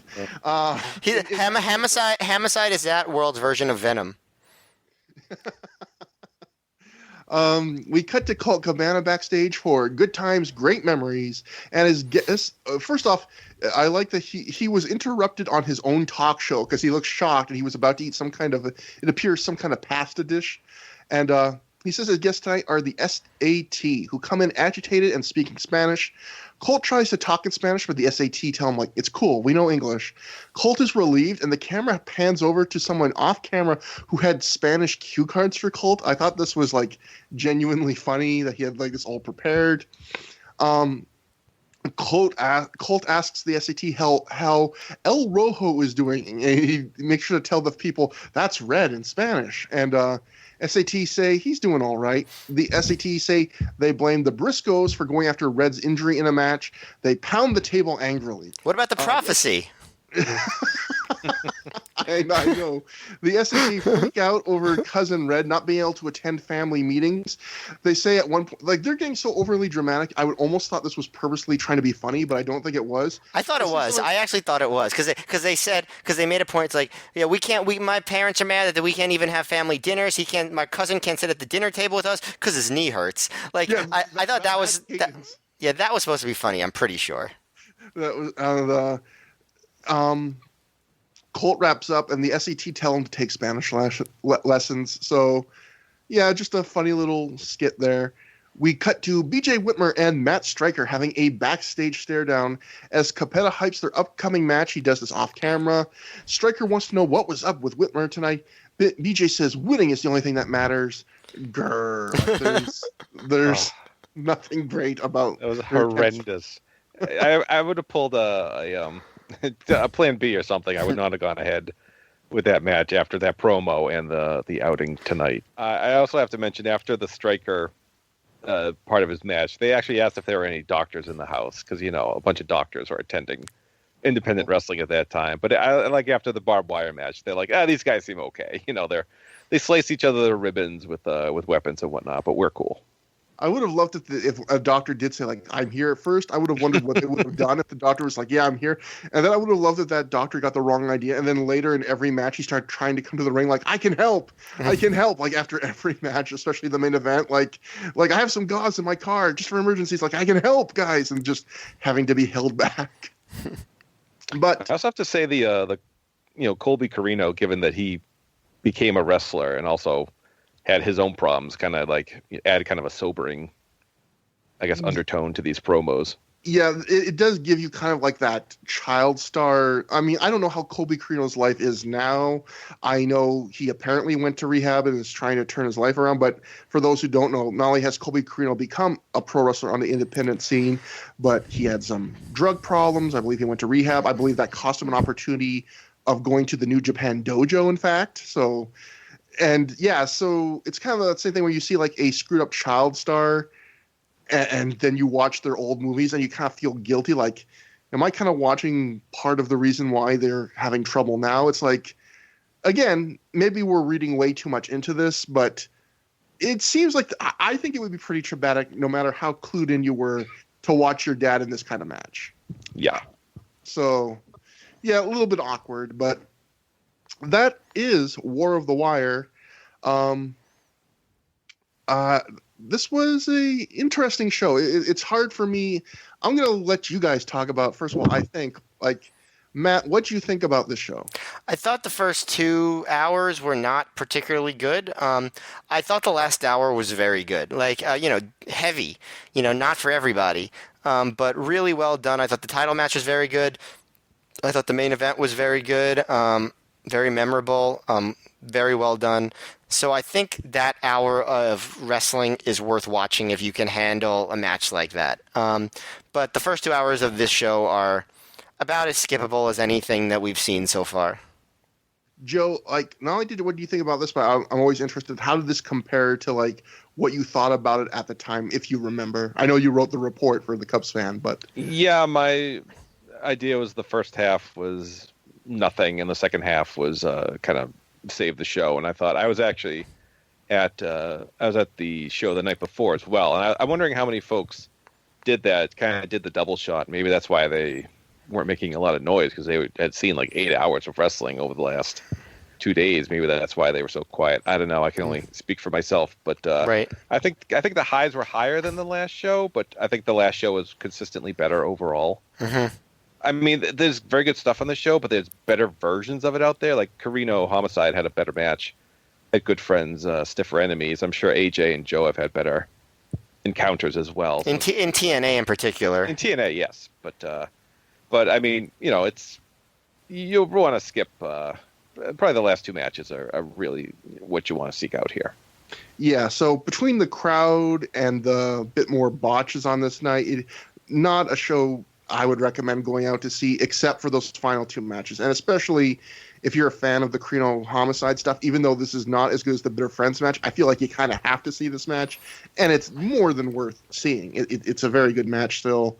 And the Joe AJ is a good match too. It's just maybe not what you might expect. If you're expecting it to be a TNA match, like from their peak, it's not going to be that level, but it's still very, I mean, if you heard our thrown out star ratings, we went from 3.5 to 4. That's nothing to shake your nose at or something else. I don't know. But this was a solid, good last 2 matches, kind of off show. But next time, well, first off, we got to do some plugs. ThROH The Years at gmail.com if you want to write to us, THROH. At Trevor Dame on Twitter, at Mayor MGF, Joe Gagne. We had all those podcasts we talked about on the top, off the top. Joe, where can people contact you if they want to get a hold of you? Twitter is just at Joe Gagne, Gagne, and I'm a pretty solid follow. I won't clog your timeline. Don't worry. Yeah, not like me. If All Elite Wrestling is looking to hire a guy to do a podcast, Joe is the Godfather. So first Chris Harrington, you got him to do the numbers. I'm just saying, Joe's sitting here. Joe's available probably for the right price. Next time, me and Bernard the Business Bear will be hosting our the AEW cast, or whatever. Next time will be maybe one of the biggest in more ways than one shows we have ever done on Through the Years, because not only will we be doing the biggest show Ring of Honor has done up to this point in time with Final Battle 2003, it will be the end of the year show for the second annual where me and Matt give out some awards. We kind of sum up 2003 Ring of Honor. So that will be a titanic show. And there's the big 8 All Japan versus Ring of Honor series. There's Joe versus Mark Briscoe. There's Bryan Danielson versus Jay Briscoe. There's the infamous Field of Honor match. There's just so much stuff. That's going to be a mountain to climb, Matt, but we will be there for it. Yeah, I haven't really thought too much about my awards this year, so it'll be fun to actually sit down and kind of think over the 2003 and figure out how I'm going to characterize a lot of these things. I am dreading having to go back and listen to myself on the last year-end show, having to read just to figure out what were our awards last year and what we gave the winners for. I'm going to have to listen to myself talk, which I hate. So this year I will write down all the awards to not ever have to repeat that mistake again. But I'm sure all of you who listen to us willingly will enjoy it. And thank you, everyone. And I hope we have a great 2019.